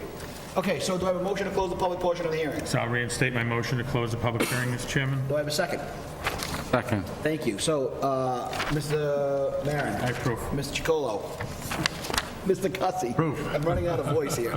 Ms. Roach, and I approve. Okay, so, Mr. Maron, to you, sir. I would, I'm very curious to hear what our colleague has to say. So I do have a couple of comments, but given that we're opening a discussion, I'd like to yield Megan. So I guess in a discussion between the board, I guess, obviously, I think the thing that jumps out is a 30 feet ask is sort of a big ask. However, unlike my thoughts in the prior hearing, I just want to make sure that everybody understands that if this detention basin was not there, this is a huge lot with way more possibilities than just one single-family house. They could build that single-family house in a separate area, and they would not be before us. They do need a setback requirement, variance. However, when Ellie Way is completely built and they fill in houses on all of these lots, they are going to be required to do 65 feet because they live in Worcester. So every other lot next to these, going the rest of this circle, are going to be required to have 65. They have 69, almost 70. The circle's already full though, right? When I went over there the other day? It's full. Right, but their requirements are 65, not, he only has to come to us because where he enters that property and where the actual house is Auburn. Yeah, I think that, from my view, it looked like there's one, maybe two on the entry. There's 3 more lots. Yeah, three more lots, closer but up here. At least 2 more that are buildable. But I would agree, if they weren't looking at that drainage easement. Right. This is a no-brainer for. They wouldn't even be here. They wouldn't be here. I mean, this would be a buildable based on frontage. And I don't think it affects the neighborhood, so to speak, because, in your neighborhoods and our neighborhoods, it's 100, everybody's 100 at least going down the line. But in this neighborhood, that's not true. Every other house in this neighborhood is in Worcester and is only required to have 65. Yeah, I mean, if I may, Mr. Chairman. Of course. No, but I completely agree with you. And where, with respect, Rich, to your comments, I mean, 40 feet is a lot based on relief. I agree. More of my concern, and I don't think this is what's before us, but it could potentially weigh in, is that you drop a house in there, they're already getting water in the back. You disturb that, drop another box in there, that's going to increase. Whether they try to abate and run off, roof and whatnot, no matter how they try to abate it, that's going to be, in my view, calculate, that's going to be a fraction of a runoff based on what they're going to experience down below. His problem's going to get worse than runoff down below. We're giving him a bigger problem by now, I'm not saying that that's a reason to stop a house to go in there, but there's no question that whatever his runoff problems are today, in my view, you put another box in there, they're going to get worse. Yeah. You get a driveway and all kinds But I don't think that's really for us to determine. We don't have the jurisdiction to talk about runoff. We're variance only on dimension, in my opinion. No, but you're right. And just like the last hearing, the neighbors have absolutely the right to seek relief if water is put on the property, intentionally or by accident due to the construction on the lot. Building permits have to be issued, things like that have to be checked. So this house really shouldn't be here, is what it comes down to. It should be over a little, but they can't because of the So the people down basin. below are going to suffer because you're allowing a house, and the builder or whoever sold them this lot knew this. I mean, it's a 23,000 square foot lot. Right. And 20,000 of it are an easement or drainage, so he has 3,000 square feet. 975 square feet is Right. drainage, 19,000 out of 23,000. Correct. He's That's got- a lot of water management right here. Oh, yeah. Right. But you're don't know how you get it over exactly there, right on based on that. I mean, when I think variance and I think detriment to the neighborhood, I guess that's where I'm falling. And it might be thin, fair enough. I might just be an old man and getting tired. And I completely agree. But the variance and a detriment to the neighborhood, you put a box in here based on what he's working with today, and they're going to, yes, abatement and dealing with it and other issues, but if we're going to speak for the neighbors at times, then, we're going to create a bigger water problem, putting another box in there. That shouldn't be there. But What's the footprint of this? 2638? Modest. Yeah, 2638 with a 6-foot porch.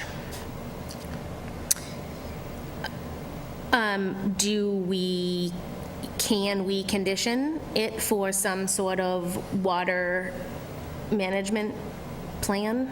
Can we, I don't know the answer to that, I'm throwing that out there. Because I agree, I think that's a concern, but I don't think we have the right to deny based on the fact that we think water is going to go into the next lot. I think that's way out of what we legally have the right to decide on. It's, I don't disagree. do we allow the frontage or not, is the question, I think. Okay, let's just go to the book. Thank you, sir. So again, Caleb. I just like to make sure that we are Yeah. Keep us honest our, and, Yeah, I tried to find it, bearing I here. couldn't. keep us honest and narrow. right? 5, So we, 5.4. yeah. Should have never been allowed to be a lot because of this. It's going to be, all that's going to say is 100, right? That's all it says, 100. But I think to the point of the application, if we can discuss that red line, Town of Auburn, City of Worcester, is theoretical as far as the lot itself is concerned. If you took that red line out, literally just erased it, this water management, 19,975 square feet, is probably the size of an Olympic swimming pool and can probably manage the water management for the 5 houses around it. Is what I'm trying to say. So all he has to do is direct his downspouts in that direction, and nothing downhill is affected by it. So what about the setbacks on the side? He's in the town of Auburn. And that's for you to discuss. I agree with the board as far as that yeah. stuff is concerned, but I mean, as far as water management and downhill, if there's, you know what, that much just green grass down there, it will naturally absorb any water flow. Because there's another I house don't down the disagree, road. but this is a significant slope. It And is. when they I put agree. that box in there, no matter what they do back there, it just, and I know it's not a primary point, but when they put that box in there, you're right. A lot of this is shed into here, but that's going to affect that. His water problem is no question going to get worse. I don't care what he does with his backyard, because he's still looking at a drop. But to your point on the setback piece, I am satisfied. I did want upgraded plans to tell me exactly where this was going, but I understand the commitment on record that, look, we're going to meet the setbacks regardless of where that new builder puts it. And based on even their estimates on proposed on record, it meets setbacks. So I can understand their situation regarding, we don't have another set of plans for you because we're looking for another contractor. And I understand that predicament. So I agree. I think to narrow us, it's about whether or not we agree giving that 40-foot of frontage. Right. I think you're right. It narrows down to that 40-foot frontage. This is an entry through Worcester and back into Worcester as a cul-de-sac. It does not have an entryway that brings it to another neighborhood in Auburn or anything to that nature. All the houses around it, as Megan Roach mentioned, are all going to be 65-foot setbacks. And I'm just, again, I'm looking at it from the point of view that this could be, if this was not here, this is how many more house lots? Right? There were three lots. Right. That That the was- guy split, there was one, and the guy split it into three. Right, you need 10,000 each, That's what so we could Caleb have had made that told into us. 3. Right, you need 10,000 each. So he- And yeah. it's 23,000. He's Oh, right, yeah. almost 2.5 times the size of that lot. Yeah, he's this house plus 2. Right. If that's not here. And that's my point of view, is that this is only because this house is in Auburn is because of that red line, right? right. And it's going to leave and enter through Worcester. Right, Just, right. I mean, And the other houses in the neighborhood, frankly, this has 4 feet more than what the rest of them are required to have. They have 65. And what about the two before it? Like, there's 2 lots before it? Well, this plan shows 55, but I'm not sure that that actually is indicative of what the actual lot next to it is. But Yeah. those are City of Worcester, and City of Worcester requirement, I mean, it's on the plan too, but is 65. Right, but the houses will probably land in, Am I correct in Auburn, saying that maybe then? this issue will also have to be visited by the planning board as well as Conservation Commission? so I'm going to defer to that, ma'am. I know it's late and we're all getting tired, but I don't think this variance gets forwarded to planning or conservation I don't after think this, so. correct? There's a lot going on with this particular property, so and because of the complexity that it's both Auburn and Worcester, I'm sorry, I'll okay. have to defer to Caleb on this one. Yep. If the board whatever the decision of the board is, if it goes for a building permit, Caleb requires building permit to identify whether or not conservation is required, and also if planning is required. But that would be reviewed when the application is submitted to the town. I mean, we can certainly... We can condition the variance. Correct, we can condition the variance. We have the right to do that as well. So we could always say... I think that would be You know, wise. if the board chooses to allow this permit to move forward, we can say contingent upon approval of the planning board and review of Conservation Commission because of the retention. The retention pond is located in Worcester, though. I'm not sure. Conservation in Auburn has jurisdiction over that. See, I was looking at that the other way around, you're right. I think that's up to Caleb's discretion on what he requires from the city. Yeah, I was going to mention it. I would expect that it would go to Yeah, I was thinking to the other way planning, around. but probably not conservation, just my gut. And these, Mrs. Cussy, to your question earlier, those other two lots up here, I would assume, based on where they are, I mean, these other lots are very close in frontage, not frontage, but setback to the road. These lots could very well just drop into Worcester, not affect Auburn at all. Yeah, I think- But conservation, Well, and you're right, I didn't realize, I was looking at this from a different perspective of thinking Auburn. Yeah, but that would be the building commissioner's call for sure. So we can always say no to conservation because that's not in our jurisdiction, but we can say site plan approval. Now, you said there's a lot going on with these lots over here. Do you have any input on what's going on with them? No, I'm sorry. I'm referring to this particular application before you, just because of the town lines. So it covers both Worcester and Auburn, and I know that as part of the review with Caleb, I know he has been in contact with Worcester, and I know that the plan did go through planning in Worcester and planning in Auburn, I believe. Okay, so... It did. Caleb said that at the last meeting. We talked about that at the last Auburn meeting. and Worcester had this.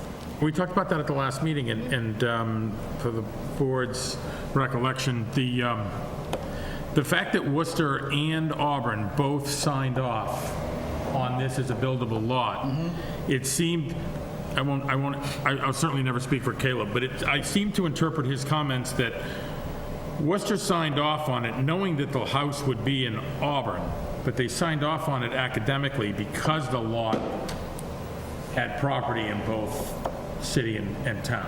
So they went hot potato Auburn? So I think based on the requirement, they were obligated to make a judgment on it up or down, or at least a signature on it, because they had an interest, because some of the land is in Worcester. Right. And so they had to, but I think that I would imagine they were expecting that it was an academic signature, because they weren't going to have any jurisdiction on a house that was dropped in Auburn. And I certainly think that Attorney Boynton's suggestion of possibly conditioning for roof water runoff system, be tied into this is something that may, we don't have any abutters here. I think some of them spoke at the last meeting. They were concerned about water. Yeah, I mean, again, even though I don't think that that's our issue, if that is something that would make everyone feel better, But can you send Auburn water into Worcester? I don't know. That's interesting. That's a problem. But No, part but of the that's a great point. I mean, Yeah. you're conditioning that to make the assumption that we're going to be able to shove But- his house water over into that But basin. Mr. Spazzato owns the lot, and easement is just a use of the property. It doesn't change any ownership rights. So whoever the easement belongs to doesn't, as long as what he's doing doesn't interfere with the granted easement right, they can't say no. He's still the rightful owner of all of that land, including the easement itself. I mean, he can't put an island in the middle of it, but So the easement is for that water catchment or retention system. pond? Okay. That's the way I read the plan, yeah. Yeah, so in theory, he could put a building on stilts in the middle of it because it wouldn't impact the water retention.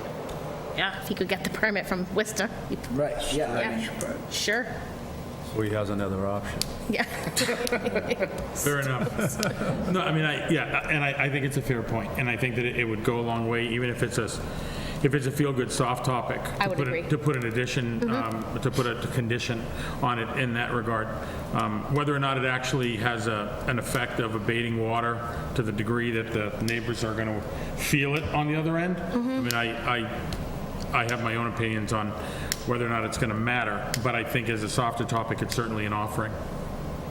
Yeah, because it's straight down. I walked in there, it's like, You're not going to stop water. it's straight down. No matter what you do. If you walk in there, it's a Well, I mean, I think to the horrible point walk. of the attorney has mentioned, I mean, you can't stop gravity. Water's going to run downhill regardless. I think if we give this the opportunity, and I am just proposing that if this happens to be approved by the board, conditions are met, this retention here, again, you look at it, 19,975, that's an Olympic-sized swimming pool retention area. I don't know how you that get the he water is- over there. He is gonna pay taxes on and be responsible for the lifetime of the property that he owns it, that he can't use. He can cut the grass, he can make it look pretty, he can hit golf balls on it, but he can't do anything, he can't put a shed on it, he can't even legally park a car on it because it's water management. I mean, technically, right? He can put a picnic table down there if he wants. But realistically, he has to maintain this, he has to pay taxes on it, he has to take care of it, and he can't do anything with it. Yeah, I mean, so, you know. I mean, I would, and I. Whoever sold it to him really did. I mean, I would respectfully bring us back to, I think, what's before us, and I think some of the thoughtful comments you made, Megan. I mean, it brings us back to, do we agree on 40 feet of relief? Do we want to condition it in 30. such? It's 30 feet. Let's all Do we just agree stop on saying 40. It's 30 feet. I wrote Not down, 30 inches, 30 I feet. wrote down 40, so that's why I keep saying it. 100 minus But, 69. What's a half acre?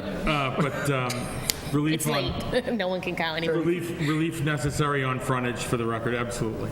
And condition it in such a way that tries to abate some of the prescribed or expected water challenges. I don't think that we're going to change this applicant's mind on whether or not he should build, and that's not our decision. And if you want, condition it. Well said, honestly, and I think that caveat emptor applies here. The buyer should have beware, but again, to Ms. Roach's point, this red line does not exist when you walk down that street, in theory, right? So if you walk down the street, this cul-de-sac, every other house is gonna look the same, it just for the fact of this red imaginary line here, that, it's not imaginary, I apologize, but the theoretical line here that doesn't really have an impact, if it was not there, we wouldn't even be having this conversation. That's why it seems so unjust to apply an Auburn rule to frontage that's entirely In and out of Worcester for the most Agreed. part. Right. And whereas I had a problem on the last one with substantially degrading the intent of the bylaw, our Auburn town bylaw, there's not even one other house in this entire neighborhood in Auburn. How can we say that it substantially degrades the bylaw? We're not doing it on Central Street.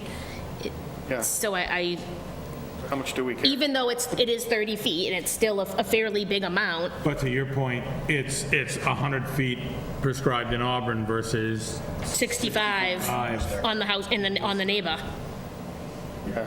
I wonder if we didn't grant it, if it would just be appealed anyway, because we don't have jurisdiction over that frontage, no matter what our bylaws say. So again, I think this is the hot potato, because Worcester went, we don't want to make that decision because it's partially in Auburn, and they went, here you go. And they lobbed it over here. And there's no other place to put the lot beside in Auburn. I'm sure if he could have put the lot anywhere else, he wouldn't be here. He'd already be building his house. last final nonsense question. Yeah. Mr. Jones raises an interesting point. So this is before us because the house is in Auburn. Yep. Because to your point, what we're arguing is frontages in Worcester. Had this house been in, so why aren't they taking this case up? Correct. Ergo, because the Right. house is in Auburn. Right, the building permit is going to be issued by right. Auburn. Thanks for helping so me we walk have through to. that. Yeah, yeah, But also, their frontage rules wouldn't bar it. right. Yeah, Right. fair enough. So it wouldn't be there. Okay, thanks for helping me step through that.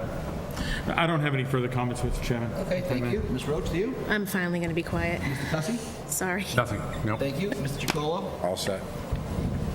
You okay over there? Is everyone still awake, by the way? I think they should probably start off with coffee at this point. Okay, so, with that being said, is there a motion to open the public portion of the hearing? I'll make a motion to open the public portion of the hearing, give the applicant. We're going to reopen because there was a request from the attorney to get a feel for what the board thought before we voted. That was, And we agreed to that. It was some time ago, but... That was a while ago. so you want a decision that isn't really a decision? So it's whether or not he wants to continue... That's what I mean. That's what I mean. So I He wants a decision that isn't a decision. Well, it's a good point, Mr. Chacolo. I was merely offering the courtesy because after hearing what we had said, I have no intention of showing my cards, but if he wants to Not, you know, make his own not judgment gonna on make what we've discussed. anything big out of it, but it was It's a good point.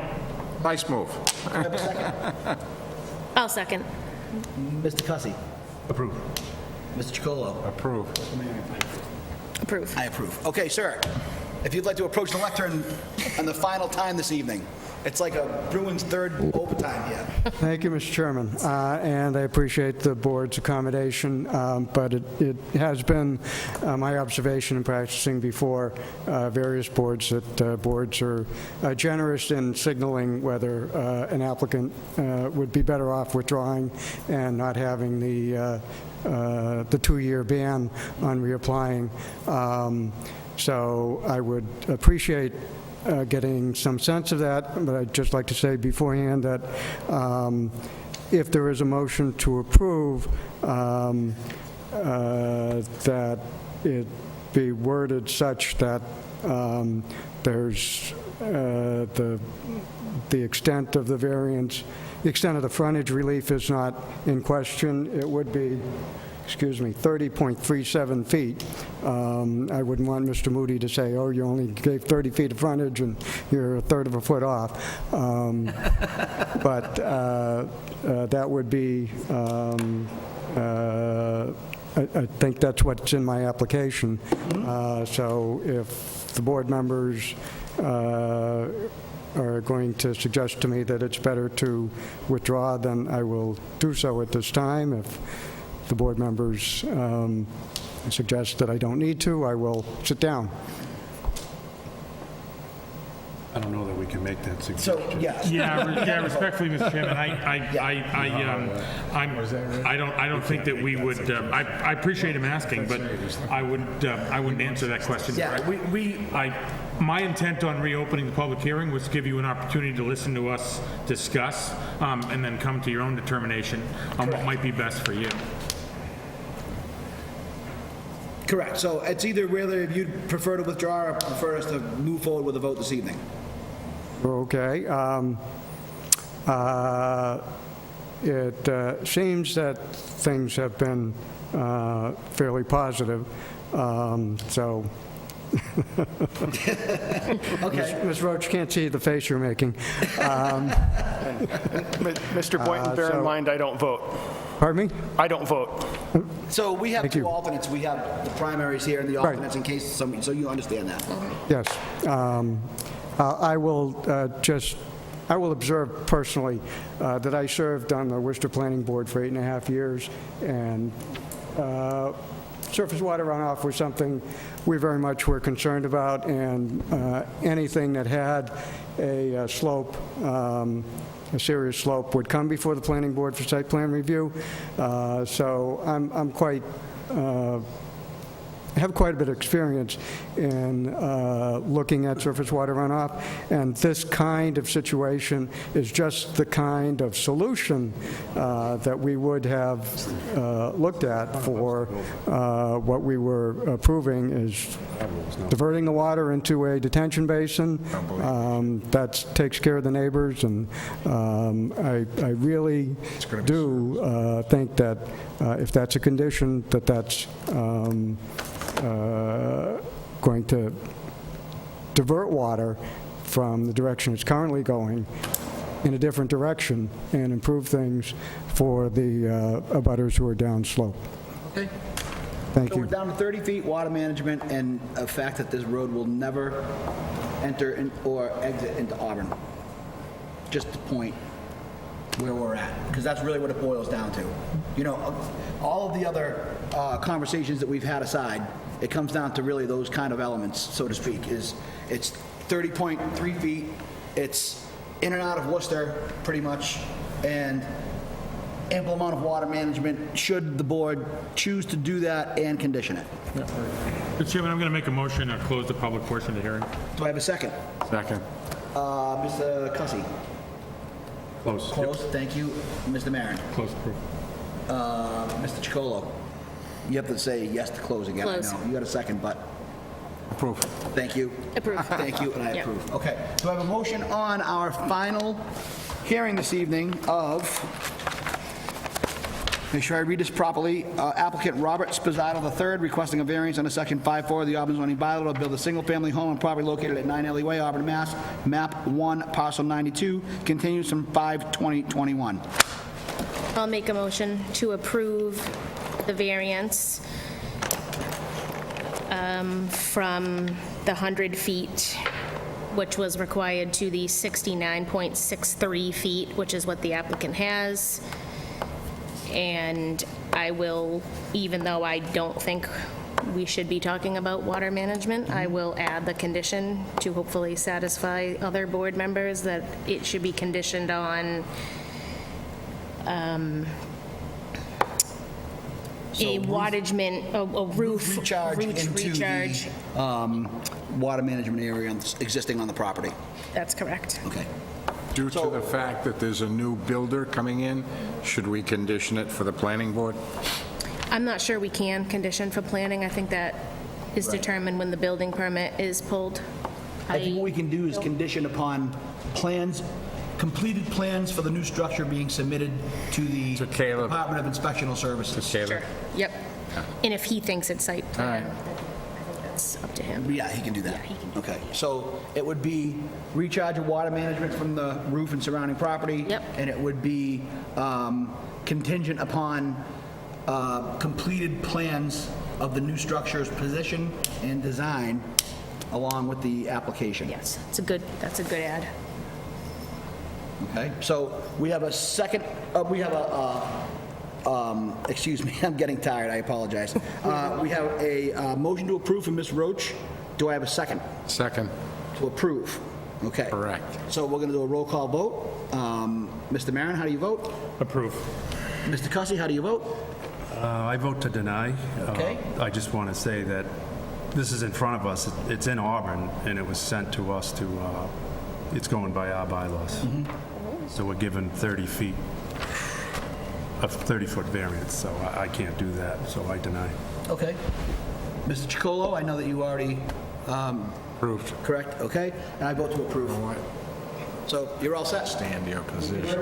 I appreciate your time. I know these can be challenging to get through, so thank you very much and good luck to your client. Yeah, that's okay. Thank you. All right, so do I have a motion to close the final hearing, 7:25 PM at 10:25 PM? I'll make a motion as stated, Mr. Chairman. Thank you. Do I have a second? Second. Thank you. Roll call vote. Mr. Maron? Approve. Mr. Chacolo? Approve. Mr. Cussy? Approve. Ms. Roach?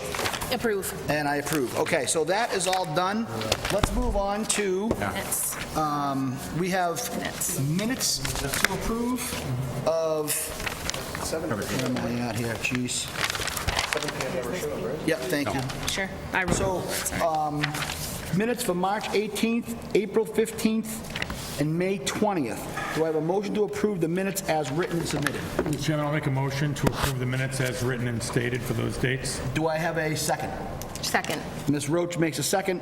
Roll call vote. Mr. Maron? I approve. Ms. Roach? Approve. Mr. Cussy? Approve. Mr. Chacolo? Approve. And I approve. Quickly, discussing, so we had an email that was sent out that the governor extended the remote meeting until April of 2022. So we're going to be going back to remote meetings until then, starting next month again. That will be advertised as such. Really? So our start time, I think, was at 1800 instead of 1900, so 6 instead of 7. The board's thoughts on starting back next month to remote meetings at 6 PM. Mr. Chairman, before we weigh into that, I'll Yeah, answer the question that's directly. okay. I'm fine with that at 6 PM. Okay. I think I actually was part of the architect that drove that. You were, correct. That later time, not 5. But has it been determined that we're going remote, or is that open for discussion? And the only reason why I ask that is because I certainly have my opinion, but I would be interested. As I understood the order to come in, is it that it's an option, but it's also an option to maintain face-to-face meetings. Okay. And so, if that's been determined by the department, then so be it, but I would just suggest thoughtfully that other board members might have opinions on how they'd like to conduct business moving forward, and if they want to weigh into it, if that decision hasn't been made, because I'm only one opinion. So I'm going to defer to you, ma'am. Is the decision already been made that we will go back to remote starting next month? So the governor's decision that we got like literally yesterday, so it's hot off the press, it allows for remote meetings to continue. However, if the board wants to meet in person, they can certainly do that. If you want to do remote because you think that that is more convenient for the board, or you want to do it like a combination of both. So that allows for remote meetings, because obviously there was some benefit to remote meetings too for people's flexibility. So it's an option, but it's not a requirement. Thank you very much. So yeah, that's for the board. Okay. And So, we appreciate. Given that information, so I think, can I also ask then, so in theory, so if we have a meeting that requires a long-term discussion, say for instance like this evening, we could schedule a in-person meeting here, say for next month, and advertise it as such, and then if it was in July or August where we only had 2 or 3, we could schedule it for a remote. Can we go back and forth, or do we have to make a decision on one or the other? It's got to be advertised as whatever we're doing. Well, I understand that, but what I'm saying is, so let's say, for instance, the July meeting. Yep. We decide that we're going to be remote. Can we go back to being in person for August as long as it's properly advertised? Or do we have to make a decision for the, do we have to make a decision now for the entire process until 22? I can check with the town clerk. It's my understanding, as long as it is advertised on how the public can participate, that just has to be clear. So, you know, if we have it advertised as this is a remote meeting, this is the way you're going to connect, and as long as the notification meets the requirement for the time frame, I think that's allowable. Because it's literally so new, just came out yesterday, we don't have any like guidance document on it yet, but I think as long as the advertisement identifies how you're going to conduct the meeting, I think that satisfies it. That's what I thought. I just want to seek clarification. I just think on it's going to be hard for us, by the time we know how many hearings we're going to have, to say, oh, let's do remote, it's only 2, we're past the notice to the people. Well, I think that's where I think advertised. the town side comes in, Yeah, where they to can see say, what they okay, we say. only have 2 meetings, or if we have something that comes up where we're going to have a large structure in town that might require, I think, you know, Mr. laying the Chairman, plans out. I think it's a fair point, and I'll just, for the other board members, I mean, when we received that notification, I took the liberty of reaching out to yourself, Caleb, and Darlene, Ms. Coyle, to offer my preference, because a great deal of flexibility, I'm in a home office when I'm not traveling, so just offering my preference to stay remote if that was an option. I also want to make clear, but that was my preference, that's why I wanted to not lean into, you know, let's make a decision because I think it's the right one. Give the other board members a chance to jump in.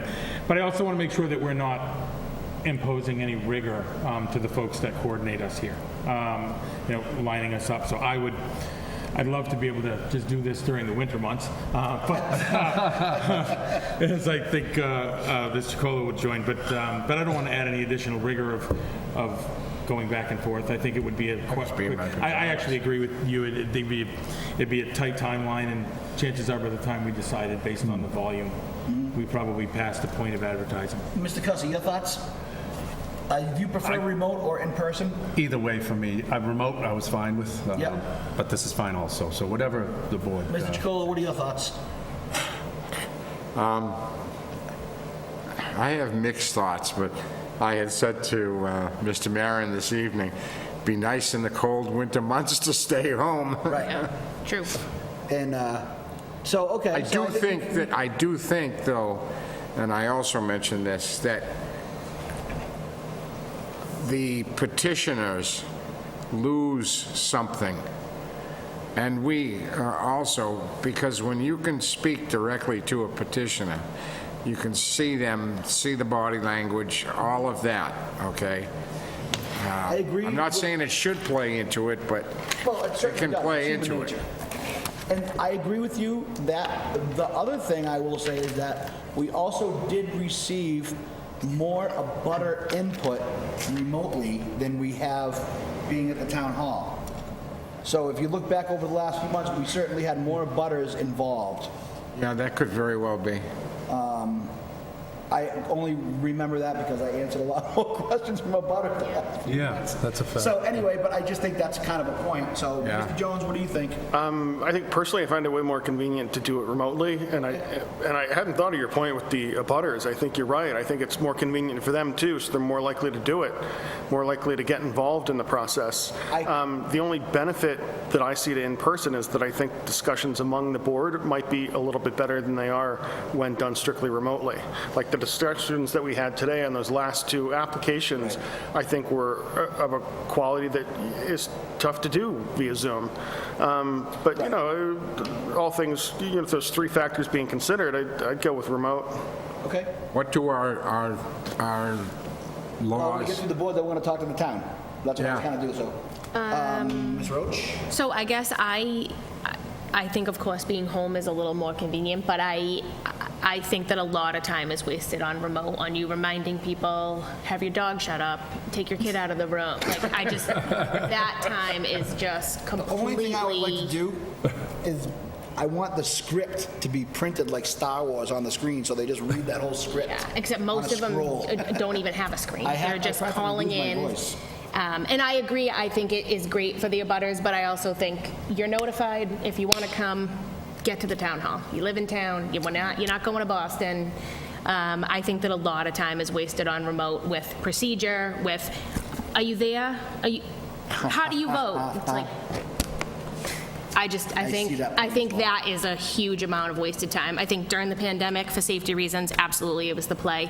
But I think we all took this position and get here for the meeting or don't come, don't be on the board. Right, okay. Ms. Bush, what do you think? Personally, the remote is more convenient for me, but I understand, I get that point, Ms. Roach's point as well. So let's put it like this, I don't think we have to make a decision this evening, but we have to make a decision before they advertise the next meeting. So if you would maybe, you know, I want to wrap this up also this evening, and we're getting pretty late here tonight. One more meeting in this fashion isn't going to hurt us.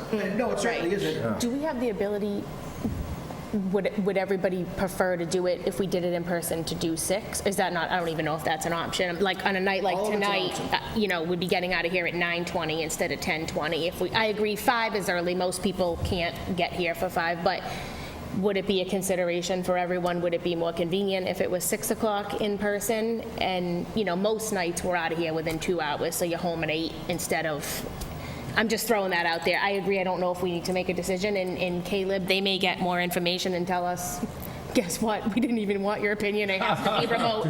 I don't think that's what the governor order said. I do think it's kind of up to the boards, but it's so early. It like literally was yesterday. I tried to read it today. I couldn't even get through the whole thing.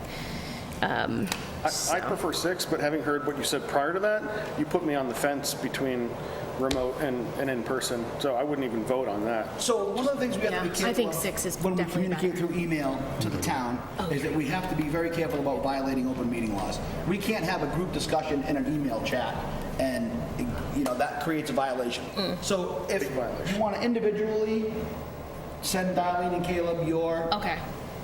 That's a lot. comments, concerns, questions by maybe the end of the week or the beginning of next week, but it has to be prior to the advertising of the next meeting, or I'm going to default to the town, and they can make a decision whether we're showing up next month or not. Is that good?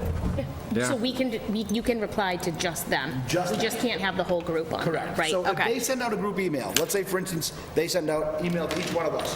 If you respond individually, we're okay. Don't reply all. If you respond as group, reply all, we're in violation of open meeting laws. Okay. So I think we're going to defer to Darlene, we're going to give these guys a few days to let that steep, and then they can give you an answer, and then we can figure it out for next month. How's that? So respectfully, I do agree with you. So we could send something out. However, it would be somewhat cumbersome to just make sure that we get replies from everybody and then going back and forth. What I would suggest is, since we just got this literally, yesterday, I'm guessing there's going to be some sort of guidance, because people are going to have questions. Same questions that you had tonight. Geez, can we go back and forth? Can we do some remotes, say in the, inclement weather, but then we're okay to meet in, nicer weather in person? I think some of those things are going to be like in a guidance document that's going to come from the state. Okay. I just don't think they had it. They wanted to get this through, but I just don't think they have the guidance document yet. I think that's to come. What I would respectfully request is, I think tonight, decide what you want to do for the next meeting, and then in between, if we get a guidance document and you guys kind of have some time to think about, geez, what would I like to do, then you can decide at the next meeting. Hopefully we can give you something to say, hey, here's what, The guidelines. they said or they didn't say, and perhaps the town manager may have, some advisement as well. We can at least share that and say, okay, we did get kind of some bullet points for you to consider, but I think it might be a little bit easier if you decide tonight if you want to meet in person for the next meeting or remote. That would be my suggestion. So, Mr. Chairman, I'll make a motion that we meet remotely next meeting as we continue to discuss. Okay. I'll second that motion. Excellent. Okay. So roll call vote. Mr. Maron. I approve for remote next meeting. Ms. Roach. Me too, at 6 PM. Do we have to say that? Yes. Okay, just say Mr. it. Cussy. Approve. This is for remote Next month only, for now, remote at 6 o'clock. approve. Mr. Jones. I don't get to vote. Yeah, this is a non-binding You're in. hearing. Oh, You're in sure, on I'll this. vote for that. You get the vote too. I approve. And I approve, okay. So, last but not least, before I go, we're losing Mr. Coyle. He is going to our larger city to the northeast here, to Worcester. Tomorrow. Wow. His hands are full. He's going to have a lot of great opportunities. He's certainly advanced in his career and earned this spot. I want to really wish him the best of luck in the future. It's great. I'm sad that he's going, because he has really tremendously served the town of Auburn for years, but I don't want to miss the opportunity to say thank you very much for all of your hard work, your dedicated service, and to good luck to him in the future. And that's all. So I just want to let you all know about that as well. So with that being said, do I have a motion to adjourn? Before we adjourn, Mr. Chairman, I realize I'm holding us, but there's one more point that I'd like us to be able to vote on this evening. Okay. Procedurally, the roundabout that we do to re-verify our vote. Okay. You had mentioned at the beginning of the meeting that we'd have an opportunity to perhaps collapse that. Correct. If that's true. Yes. I would like to make a motion that, and however this needs to be articulated, that one round of voting without an affirmation of a second round is certainly sufficient. So there was a proposal on the table from Mr. Maron suggesting that what we're doing now, because of a complaint from another board, this does not apply to our board, but there was a complaint that procedurally they were not following voting. And I don't know if it's true or not. It was just presented to the town.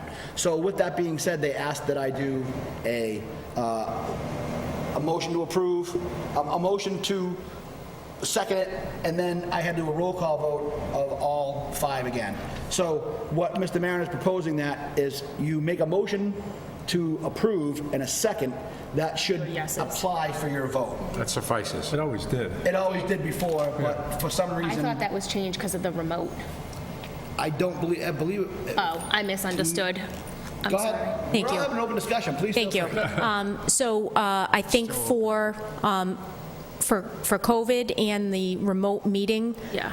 we need to make sure that everybody identifies in the roll call vote. So I think that came about from, it wasn't this board, but I know it was a discussion, and the town manager specifically gave us direction to make sure that we reminded all boards, especially when you're doing the remote and everybody's on the screen, you have to affirm how you're voting. So, And Mr. Chairman, if I may, so when we make a motion and then it's second, I think the redundancy is to go back to the originator of the motion. Correct. And the seconded to get a roll call vote. I think we can complete a roll call vote with the remaining members, if I'm saying this correctly. Yep. And eliminate going back to the motioner and the person that seconded, because their motion and second is already on record. And so why would we need a full roll call vote? My challenge would be, why would we go back to the person that motions it and seconds it a second time when a roll call vote already included them? So let me clarify that. So I think that should probably be a step that myself as chair would take. So, or I would say, do I have a motion to approve, and you say you do. So I'm going to say, okay, Mr. Maron votes, Mr. Maron makes a motion to approve and therefore votes in the affirmative. Is that correct? Right? I can do it quicker and still get the requirements of the I town. mean, that's fine. We can move through it quickly. I think it was just that, I thought that your intent was to eliminate that evolution It of is. going back through. So I think I can probably condense that and still get that done and require it. I just have to probably look at the way that I move forward with it. Yeah. In this case, because of what we're given for information. However you're doing it. Anybody got a copy of Robert's Rules of Order? I'm sorry?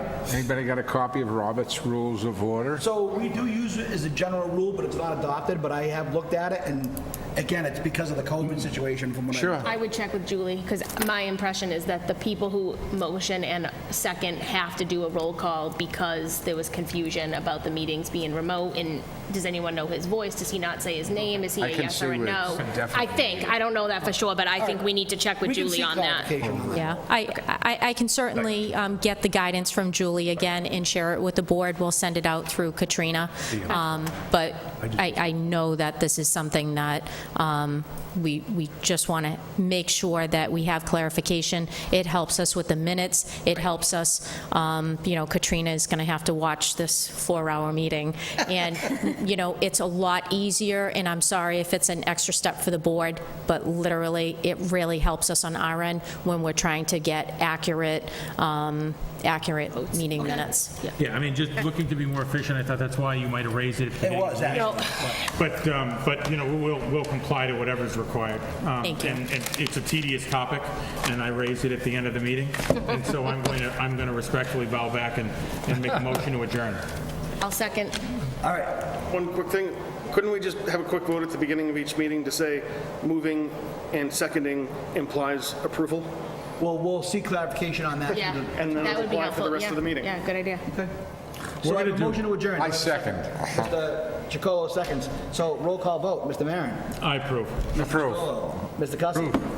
Ms. Roach. Approve. And I approve. Let's go home. Hi, thank you.